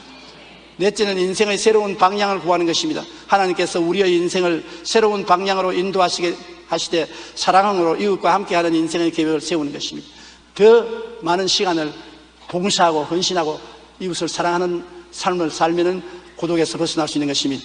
우리는 누구나 우리 스스로 해결하지 못하는 고독의 병을 갖고 있습니다. 그러나 하나님께서는 우리의 삶이 고독 속에 끝나기를 결코 원치 않습니다. 하나님은 우리가 항상 사랑과 희락과 화평과 오래 참음과 자비와 양성과 충성과 온유와 같은 성령의 은혜 가운데서 살기를 원하시는 것입니다. 어느 곳에 가든지 여러분 마음에 평안하고 기쁘고 환영받고 살아있을 의미가 있다고 생각하면서 살기를 원하시는 것입니다. 하나님은 여러분 영혼이 잘됨 같이 범사에 잘되며 강건하고 생명을 얻되 풍성히 얻기를 원하시는 것입니다. 그러므로 여러분 힘으로 안 되니까 예수님이 세상에 오셔서 여러분의 죄 나의 죄, 여러분의 저주 나의 저주, 여러분의 죽음 나의 저주를 대신 짊어지시고 십자가에 몸짓고 피 흘려 한없는 고통을 당하고 참고 그를 통해서 피로써 청산하고 오늘날 우리에게 손을 활짝 내밀고 수고하고 무거운 짐진 자들은 다 내게로 오라. 내가 너희를 편히 쉬게 하리라. 볼지어다 세상 끝날까지 항상 너와 함께 하리라고 말씀하신 것입니다. 우리 집이 화려하다고 주님이 와서 같이 계신 것이 아닙니다. 우리 집이 판잣집이라고 주님이 안 오시는 것도 아닌 것입니다. 화려하든 판잣집이든 그것은 큰 문제가 아닙니다. 주님이 중요하게 여기는 것은 여러분을 중요하게 여기는 것입니다. 여러분의 심령을 중요하게 여기는 것입니다. 여러분의 심령을 구원하시고 여러분의 심령에 같이 계시기를 원하는 것입니다. 그래서 여러분의 힘이 되어주고 기쁨이 되어주고 능력이 되어주기를 원하시는 것입니다. 이렇기 때문에 여러분, 우리는 항상 고독할 때마다 고독을 극복하기 위해서 이 땅에 오셔서 십자가에 죽었다가 부활하셔서 우리에게 하나님의 자녀가 되게 하시고 하나님과 함께 살게 하시고 이웃에게 사랑과 은혜를 나누어 줄 수 있는 사람이 되게 만들어 주신 우리 자신을 생각하고 늘 감사하는 여러분 되시기를 주님 이름으로 축원합니다. 우리 기도드리겠습니다. 사랑이 많으시고 거룩하신 아버지 하나님, 우리는 누구든지 이 땅에 태어났으면 다 고독하고 외로움을 느낍니다. 이 고독과 외로움을 이길 수 있는 유일한 길은 하나님을 찾아 하나님의 품에 안기고 하나님의 사랑이 가슴에 부음받을 때 참 사랑과 행복을 느낄 수가 있습니다. 나 혼자만 외롭고 고독하지 않습니다. 모두 다 차이는 있어도 다 고독하고 외로운데 우리가 그들에게 도움이 될 수 있게 도와주시옵소서. 하나님 아버지, 우리가 예수 안에서 위로를 받고 평안을 얻고 그 위로와 평안을 가지고 이웃을 위해서 기도해드리고 도와드리고 격려해드리고 사랑을 해드리고 화평을 갖다 줄 수 있도록 도와주시옵소서. 예수님 이름으로 기도드립니다. 아멘. 인간은 타락한 천성을 가지고 있습니다. 그 천성 중에 두드러진 성품이 불평하는 겁니다. 불평은 안 가르쳐줘도 어릴 때부터 잘합니다. 좀처럼 감사는 하지 않습니다. 그리고 불평은 그 원인이 마귀에게 있습니다. 마귀는 불평의 아비입니다. 마귀의 사주를 받아 아담과 하와는 하나님께 불평을 갖고 반역하여 선악과를 따먹었습니다. 이스라엘 백성이 애굽에서 나와 광야 40년의 역사는 불평과 원망이었었습니다. 계속 불평하고 계속 원망하고 결국에 하나님께 버림을 받을 정도까지 된 것입니다. 오늘날 우리들의 삶을 살펴봐도 사실 불평하는 때가 감사할 때보다 많지 않아요? 훨씬 불평하는 때가 많습니다. 불평은 썩은 음식 찌꺼기와 같아서 파리떼같이 귀신들을 불러들입니다. 왜 우리의 삶에 감사가 중요한지 우리는 알고 힘써 감사를 해야 되는 것입니다. 첫째로 감사는 하나님을 영화롭게 하는 것입니다. 시편 50편 23절에 감사로 제사를 드리는 자가 나를 영화롭게 하나니 그 행위를 옳게 하는 자에게 내가 하나님의 구원을 보이리라고 하시는데, 불평하는 자식이나 부하를 좋아할 리가 있겠습니까? 어느 부모도 있는 힘을 다해서 자식을 돌봤는데 항상 아버지 어머니가 잘못해준다고 불평과 원망을 하면은 부모의 마음속이 불쾌해지고 고통스러워지는 것입니다. 어느 회사도 부하가 늘 상사를 뒤에서 욕하고 불평하면 그 소리를 들은 상사가 마음이 즐겁고 평안한 리가 없는 것입니다. 항상 웃는 얼굴과 감사하는 자식이나 부하를 좋아하지 않을 사람 누가 있겠습니까? 부모를 늘 감사하고 방실방실 웃는 자식은 눈에 넣어도 아프지 않을 것입니다. 항상 즐겁고 쾌활하고 명랑한 부하를 거느린 상사는 마음이 즐겁고 그 부하를 사랑할 수밖에 없게 되는 것입니다. 보통 20대 이전의 얼굴은 부모로부터 물려받은 것이지만 40대 이후의 얼굴은 자신이 책임져야 한다고 말합니다. 이 말은 살면서 마음속에 무엇을 담고 있느냐에 따라 우리의 얼굴 모습이 변해간다는 것을 말하는 것입니다. 버마의 선교사 저드슨은 못생긴 편에 속했지만 주변의 사람들로부터 기쁨의 얼굴이라는 별명을 얻었습니다. 저드슨은 믿음의 사람으로 늘 감사와 기쁨이 넘치는 생활을 했습니다. 그런 그가 마음은 비록 얼굴에 이목구비는 잘생기지 못했을지라도 환하게 기쁨을 소유한 얼굴을 만들어 주변 사람들에게 위로와 평안을 주었습니다. 누구든지 저드슨 선교사를 만나면 즐거워지고 평안해지고 명랑해졌습니다. 그 얼굴은 외모는 못생겼지만은 마음에 기쁨이 있고 감사가 있으니까 얼굴이 환하게 넓빛났던 것입니다. 우리가 생활하면서 불평하는 자식이나 부하를 좋아할 사람이 없을 것입니다. 반면에 항상 웃는 얼굴로 감사하는 자식이나 부하를 좋아하지 않을 사람이 어디 있겠습니까? 하나님을 영화롭게 할 뿐 아니라 우리를 기쁨과 평안의 모습으로 변화시키는 사람은 행복한 사람인 것입니다. 우리가 하나님께 나갈 때도 늘 우는 얼굴, 짜는 얼굴, 불평과 탄식하는 얼굴을 가지고 나오면 하나님이 고개를 돌리실 것입니다. 한두 사람도 아닌 세계 60억의 인구를 돌보는 하나님이 60억의 불평과 원망을 들으면 어떻게 감당을 하시겠습니까? 우리 하나님도 방실방실 웃는 자식을 좋아하는 것입니다. 감사하고 찬양하며 하나님께 나오는 자를 하나님은 기뻐하시고 품에 품어주시는 것입니다. 우리의 마음속에 감사와 찬송이 있으면 얼굴이 달라지는 것입니다. 종교개혁가 마르틴 루터는 마귀의 세계에는 감사가 없다고 말한 것입니다. 항상 불평과 원망은 있지 감사는 없는 것입니다. 대설교가 크리스토스톰은 말하기를 죄 중의 죄는 감사하지 못하는 죄라고 말한 것입니다. 톨스토이도 감사할 줄 아는 사람은 젊어진다고 말한 것입니다. 늘 원망 불평하면 얼굴이 찌그러져서 늙어지지만은 감사하는 사람은 젊은 얼굴이 된다고 말한 것입니다. 하나님은 짐승의 제사보다 감사의 제사를 더 기뻐하는 것입니다. 구약 시대에는 항상 짐승을 잡아서 하나님께 제사를 드리고 하나님 앞에 향기로운 제사를 드린 것입니다. 그러나 하나님께서는 원래 그러한 짐승의 제사보다도 당신의 백성들이 감사로 제사 드리는 것을 더 기뻐한다고 성경은 말하고 있는 것입니다. 시편 69편 30절로 31절에 내가 노래로 하나님의 이름을 찬송하며 감사함으로 하나님을 위대하시다 하리니 이것이 소 곧 뿔과 굽이 있는 황소를 드림보다 야훼를 더욱 기쁘시게 함이 될 것이라고 말하는 것입니다. 시편 50편 14절로 15절에 감사로 하나님께 제사를 드리며 지존하신 이에게 내 성운을 갚으며 환난 날에 나를 부르라 내가 너를 건지리니 내가 나를 영화롭게 하리라. 감사로 제사를 드리는 것을 하나님이 얼마나 감동하시든지 환난 날에 하나님이 친히 건지고 영화롭게 해주시겠다고 하셨으니 하나님이 감사하는 자를 얼마나 기뻐하시는 것을 이 성경은 분명히 우리에게 가르쳐주고 있는 것입니다. 감사함으로 하나님의 성소에 들어가며 찬미로 그 보좌에 나아갈 수 있는 것입니다. 우리가 어떻게 하나님 성소의 문에 들어가며 하나님 보좌 앞에 나가겠습니까? 옷을 단장해야 들어가겠습니까? 얼굴에 예쁜 화장을 해야 들어가겠습니까? 코를 높여야 됩니까? 눈썹을 새로 그려야 됩니까? 아닙니다. 우리의 외모든 형상은 어떠하든지 감사를 하면은 하나님 성소에 들어갈 문이 쫙 열리고 찬미로 나아가면 그 보좌 앞으로 이끌어 들려지는 것입니다. 시편 100편 3절로 4절에 야훼가 우리 하나님이신 줄 너희는 알지어다. 그는 우리를 지으시니요 우리는 그의 것이니 그의 백성이요 그의 기르시는 양이로다. 감사함으로 그의 문에 들어가며 찬송함으로 그의 궁전에 들어가서 그에게 감사하며 그의 이름을 송축할지어다. 그러므로 우리가 언제나 감사하면은 하늘 문이 열리는 것입니다. 불평과 원망과 단식하면 하나님이 그 연기를 막기 싫어하기 때문에 하늘 문을 닫아버리는 것입니다. 감사함으로 하늘의 문이 열리고 찬미하면 하나님 보좌 앞으로 나온다는 것입니다. 그러므로 하나님의 귀는 감사하는 자에게 기울여져 있으며 하나님의 손은 찬미한 자를 붙잡아 주려고 내밀고 계신 것입니다. 감사와 찬미가 우리 신앙생활에 절대적인 중요한 위치를 차지하는 것은 바로 이 때문인 것입니다. 하나님을 만나고 하는 자는 감사할 줄 알아야 되고 하나님 앞에 나가고자 원하는 자는 찬미할 줄 알아야 되는 것입니다. 언제나 역사적으로 교회에 큰 부흥이 다가왔을 때 찬미가 힘차게 불러졌습니다. 웨일스의 부흥이 있을 때 웨일스 교회는 찬양으로 뒤엎은 것입니다. 미국의 부흥이 크게 일어날 때마다 찬양의 부흥이 먼저 일어난 것입니다. 교회가 예수님의 보혈을 찬미하고 하나님께 감사하고 찬명하는 뜨거운 열정이 있으면 부흥의 역사가 일어난 것입니다. 여러분, 감사하지 않고 냉랭한 교회, 찬미하지 않은 냉랭한 교회는 하나님의 임재하심이 떠나가버리고 마는 것입니다. 하나님은 감사와 찬양의 향기를 좋아하지 원망과 불평의 연기를 좋아하지 않는 것입니다. 우리는 항상 하나님께 향기로운 감사의 제사를 드리게 되기를 주의 이름으로 축원합니다. 밀림의 성자로 불리는 슈바이처는 임종을 앞두고 불란서 친구에게 마지막 편지를 보내며 이렇게 고백했습니다. 자네가 이 편지의 회신을 보내기 전에 아마도 나는 죽을 것 같네. 내가 죽었다는 소식을 듣더라도 슬퍼하지 말게나. 나는 이 세상에서 제일 축복받은 자라고 생각하네. 불쌍한 사람들을 섬기는 일을 60여 년이나 할 수 있었고 오늘 90세의 노구를 이끄는 순간까지 계수할 수 있었던 것은 과거나 현재나 변함없이 돌보아 주시는 하나님의 크신 은혜와 사랑 때문이었다고 확신하네. 나는 전심으로 다 하나님께 감사하는 마음을 드리고 싶다네. 그렇게 말한 것입니다.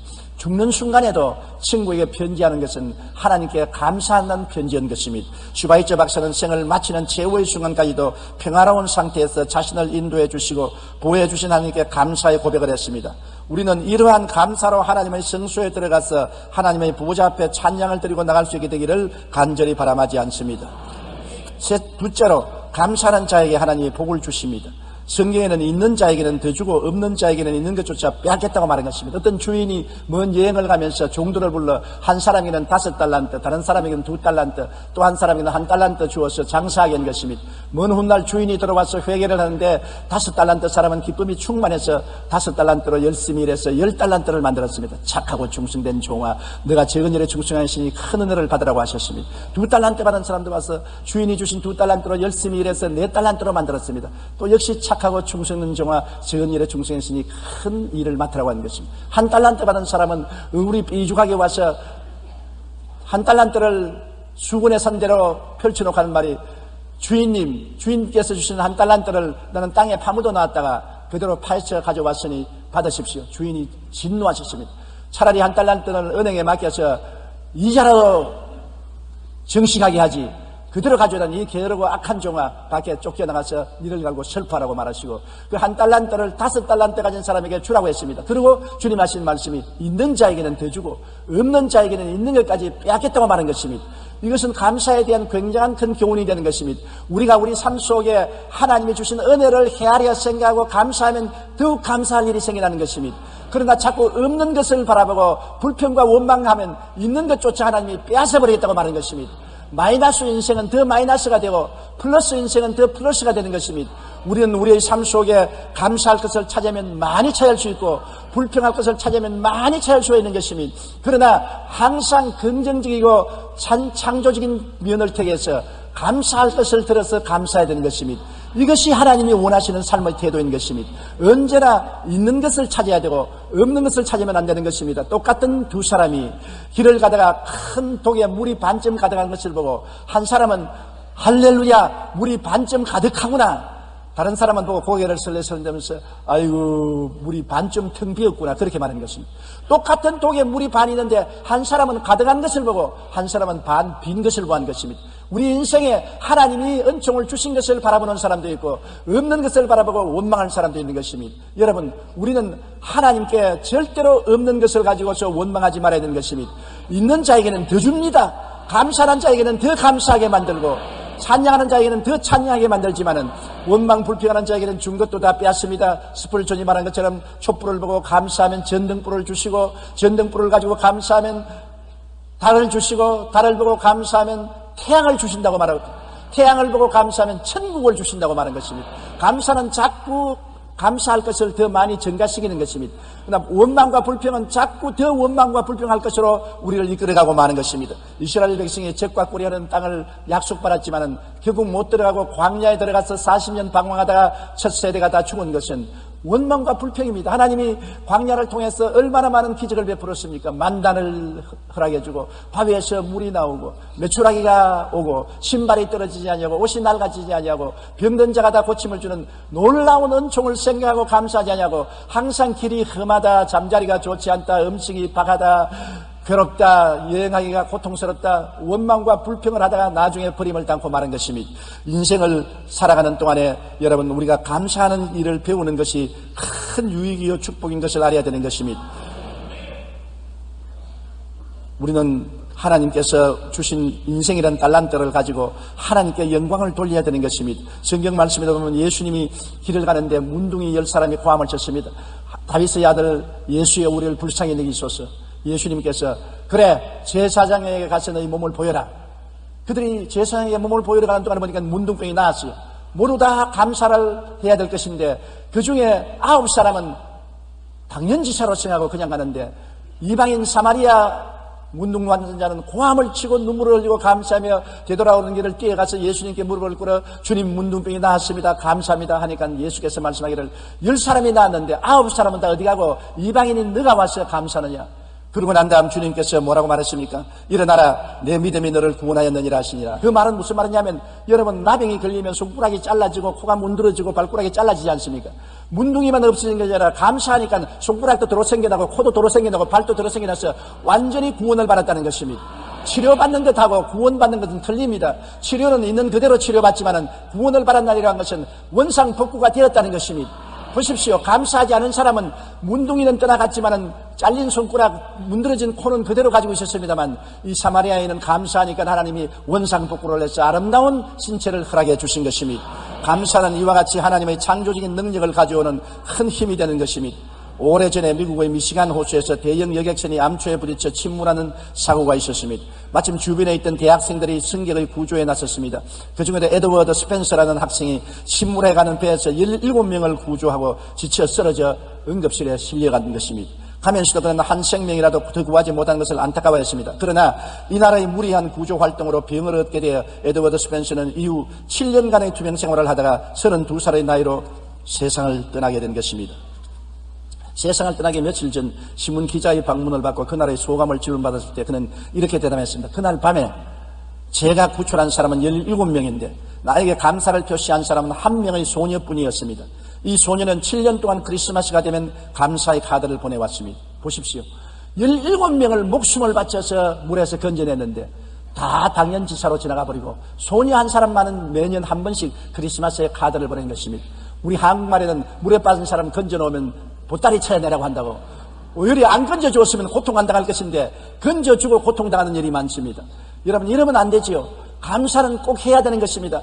은혜는 물에 새기고 원하는 돌에 새긴다고 하는데 거꾸로 은혜는 돌에 새기고 원하는 물에 새겨서 원하는 떠내려 보내고 은혜 받는 것은 끝까지 돌에 새겨 평생을 기억하고 감사하는 우리가 되어야 되는 것입니다. 예수님께서도 나병 환자 10사람을 고쳐주었는데 그중 사마리아인 한 사람만 가던 길을 되돌아와서 감사를 전했을 뿐입니다. 예수님은 감사하는 자에게 구원의 손길을 베풀어 주시는 것입니다. 셋째로 감사가 마음을 긍정적이게 하고 기쁨과 행복을 가져오는 것입니다. 감사할 때 마음은 밝고 맑고 환한 태양이 떠오르고 행복해지는 것입니다. 부부간에 감사하십시오. 이웃간에 감사하십시오. 여러분 부부간에라도 오래 살면 너무 무관심해지는 것입니다. 큰 일을 해주어도 당연지사로 생각하는 것입니다. 이 세상에 가장 잘못된 것이 당연지사로 생각하는 것입니다. 무엇이든지 특별히 은혜로 생각해야 되는 것입니다. 남편이 조그만 일을 해줘도 크게 감사하고 아내가 조그만 도움을 베풀어도 감사의 제사를 드리는 마음으로 감사해야 마음이 밝아지고 맑아지고 환해지고 서로 행복해지는 것입니다. 이웃 간에도 조그만 일을 해줘도 감사하는 것입니다. 제가 처음 미국에 갔을 때 가장 깜짝 놀란 것은 가족들이 밥상에 들어앉아서 스푼 좀 전해달라, 물 한 잔 달라 그러는데 아버지와 자식들 간에 어머니와 아버지 간에 꼭 땡큐, 감사합니다. 당연지사인데 내 그때는 우리는 한국에서 어릴 때 자랄 때 숟갈 주세요 주면 그뿐입니다. 물 줘, 물 주면 그뿐입니다. 밥 줘, 밥 주면 그뿐입니다. 감사란 말은 안 했습니다. 당연히 부모 자식 간에 형제 간에 할 일을 했는데 뭘 감사하냐 그렇게 생각했는데 미국에 가서 보니까 부모 자식 간에 형제 간이라도 꼭 해준 것은 감사하는 말을 듣고 내 마음속에 찡하게 느끼고 그 다음부터 저도 한국에 와서 해주는 것마다 감사하다니까 이상하게 나를 쳐다봐요. 저 사람 좀 돌았나? 무엇 때문에 자꾸 감사하다 그러냐? 감사가 우리 한국의 생활 습관이 되어야만 되는 것입니다. 에베소 5장 4절에는 누추함과 어리석은 말이나 희롱의 말이 마땅치 아니하니 오히려 감사하는 말을 하라고 했으며 골로새 2장 7절에 그 안에 뿌리를 박으며 세움을 받아 교훈을 받은 대로 믿음의 굳세게 서서 감사함을 넘치게 하라고 말한 것입니다. 우리의 기도 생활에 감사를 넘치게 하라는 것입니다. 고려대 신경정신과 이민수 교수는 몇 년 전 40대 우울증 환자를 대상으로 그 증상과 원인을 조사했습니다. 그 결과 우울증의 가장 큰 원인은 부부간의 싸움이었고 그 다음이 부부 갈등으로 나타났습니다. 따라서 40대 우울증 환자는 여러 가지 여자가 남자보다 3배 정도 많은 것으로 나타난 것입니다. 아리스토텔레스는 이런 말을 했습니다. 행복은 감사하는 사람의 것이다. 부부간에 서로 감사하면 우울증에 안 걸릴 것인데 서로 자꾸 원망하고 무시하고 천시하니까 우울증에 걸린다는 것입니다. 존 밀러는 사람이 얼마나 행복한가는 그의 감사의 깊이에 달려있다고 말한 것입니다. 감사를 깊이 하는 사람은 자기가 그만큼 행복한 것입니다. 감사를 하지 않은 사람은 그만큼 행복하지 않다는 것입니다. 부부간에 가족간에 감사하십시오. 감사가 마음을 긍정적이 되게 하고 기쁨과 행복을 가져오기 때문에 기쁨과 행복을 원하는 사람은 감사할 때 선물로 주어지는 것입니다. 더구나 하나님께 감사하지 않고 사는 것은 무지막지한 일입니다. 하나님은 선하심과 인자심이 한이 없지 않습니까? 우리 주 예수 그리스도를 안 보냈었으면 죄값을 우리가 어떻게 갚겠습니까? 여러분 모든 죄는 보상해야 되는 것입니다. 큰 죄는 큰 보상을 해야 되고 적은 죄는 적은 보상을 해야 되는 것입니다. 그냥 용서가 안 되는 것입니다. 용서는 보상을 해야 진실로 용서가 되는 것입니다. 우리가 하나님께 지은 죄를 어떻게 보상합니까? 그 보상은 죽음입니다. 죽음으로야 하나님께 지은 죄를 보상할 수 있는데 그 죄를 누가 보상해 줬습니까? 하나님이 그 아들 예수님을 보내주셔서 예수님이 나 같은 인간으로 오셔서 우리가 지은 죄를 하나님 앞에 죽음으로 보상해 주신 것입니다. 당신의 몸을 찢고 피를 흘려셔서 생명을 쏟아 보상을 해 주었으니 그 감사가 이루 말랐다 할 수 없습니다. 우리는 그 보상을 받지 않았었으면 하나님과 화목할 수도 없고 하나님의 성령이 우리 속에 들어올 수도 없고 우리가 하나님의 자녀가 될 수도 없고 하늘나라의 영원한 거처를 얻을 수도 없는 것입니다. 예수님의 보상을 통해서 우리는 넉넉히 하나님과 화목하고 영원한 천국에 들어갈 수 있게 된 것입니다. 그러므로 주님을 인해서 하나님 아버지께 끊임없이 감사의 제사를 드려야 되는 것입니다. 한두 번이 아닙니다. 평생을 드리고 천국에 들어갈 수도 늘 감사해야 될 것입니다. 나중에 천국에 가보십시오. 언제나 우리 예수 믿는 사람의 중심은 십자가인 것입니다.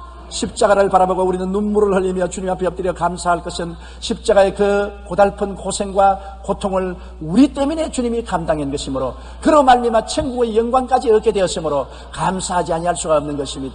예수 믿는 사람이 하나님께 감사하지 않는다면 믿지 않은 것입니다.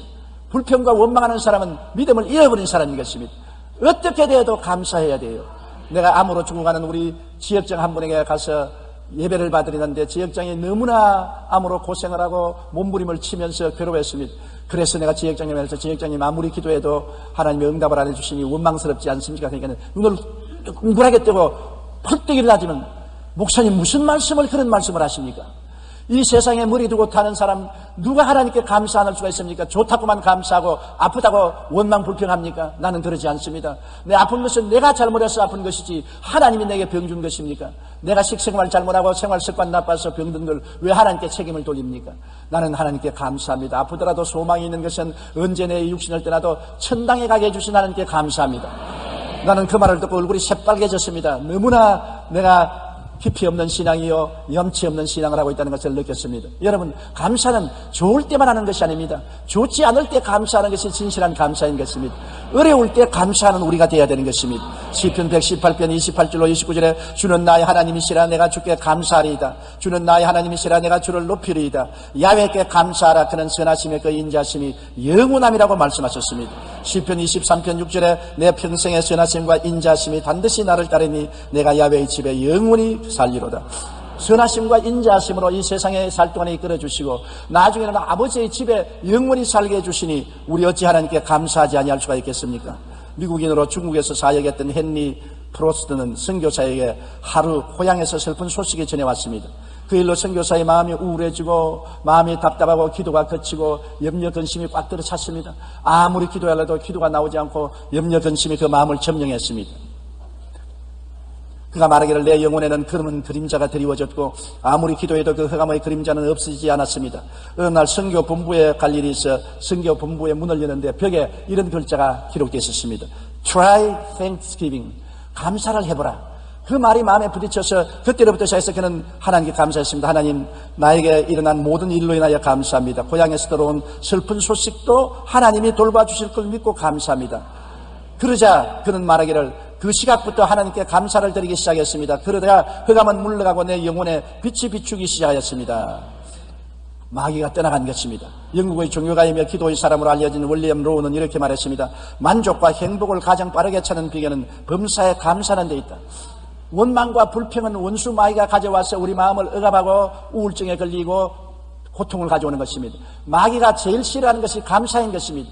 감사 찬양을 드리면 하나님의 영광이 비춰오기 때문에 마귀는 한 길로 왔다가 일곱 길로 도망치게 되는 것입니다. 감사가 마음을 긍정적이 되게 하고 기쁨과 행복을 가져옵니다. 우리가 하나님께 감사할 때 하나님께서는 그 선하심과 인자하심을 넉넉히 부어주는 것입니다. 넷째로 감사는 내적 치료를 가져오는 것입니다.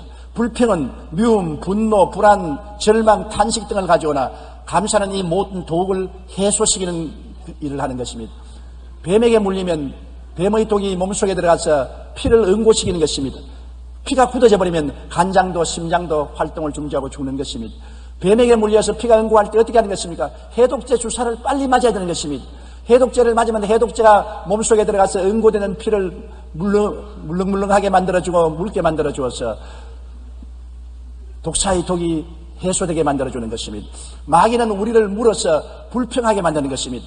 마음에 미움, 분노, 불안, 절망, 탄식이 꽉 들어차서 인생을 파멸시키는 것입니다. 빨리 해독을 해야 되는 것입니다. 해독제는 멀리 있지 않습니다. 병원에 가야 해독을 하는 것이 아닙니다.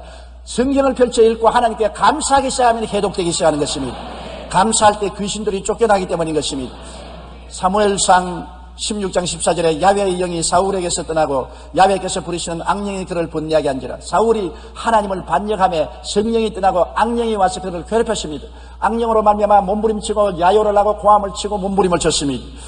그런데 다윗이 와서 그를 치료한 것입니다. 23절에 보면 하나님께서 부리시는 악령이 사울에게 이를 때 다윗이 수금을 들고 와서 손으로 탄적 사울이 상쾌하여 낫고 악령이 그에게서 떠나더라. 다윗이 하나님을 찬미하고 감사하는 수금을 타니까 악령이 떠나가고 하나님의 은혜가 임하여 치료해 주신 것입니다.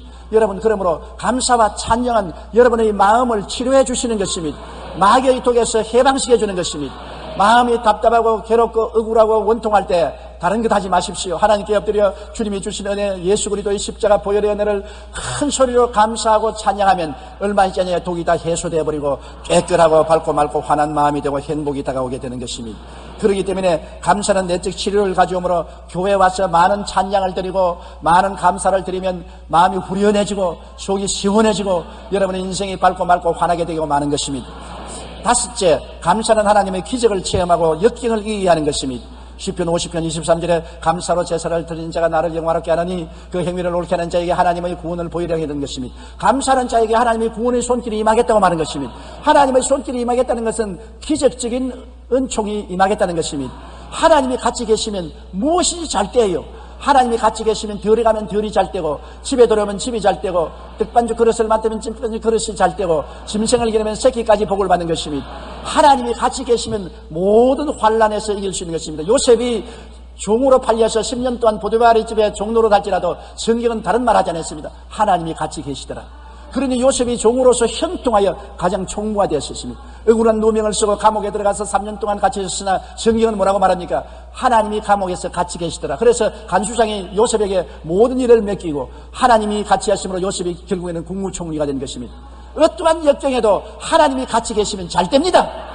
마귀가 같이 있으면 못 됩니다. 도적이 오는 것은 도적질하고 죽이고 멸망시키는 것뿐이요 인자한 것은 생명을 얻게 하되 더 풍성히 얻게 하리 함이라고 말씀한 것입니다. 어떻게 하나님이 늘 같이 하게 하는 것입니까? 감사를 하면 하나님이 같이 계십니까? 부엌에서 감사하면 하나님이 요리를 잘 되게 하시고 집안에서 감사하면 부모 자식들이 잘 되게 하시고 장사터에서 감사하면 장사 잘 되게 해주시는 것입니다. 원망 불평하면 하나님의 영광이 떠나고 마귀가 오므로 도적질하고 죽이고 멸망시키는 역사를 베푸는 것입니다. 바울이 빌립보 감옥에서 갇혔을 때인 것입니다. 신라와 함께 복음을 전하다가 잡혀서 등이 얻어치도록 얻어맞고 피를 흘리고 배를 굶고 빌립보 깊은 감옥 속에 갇혔을 때 밤중에 그 두 사람이 일어나서 기도하고 철고랑을 마주쳐 치면서 감사 찬송을 드렸습니다.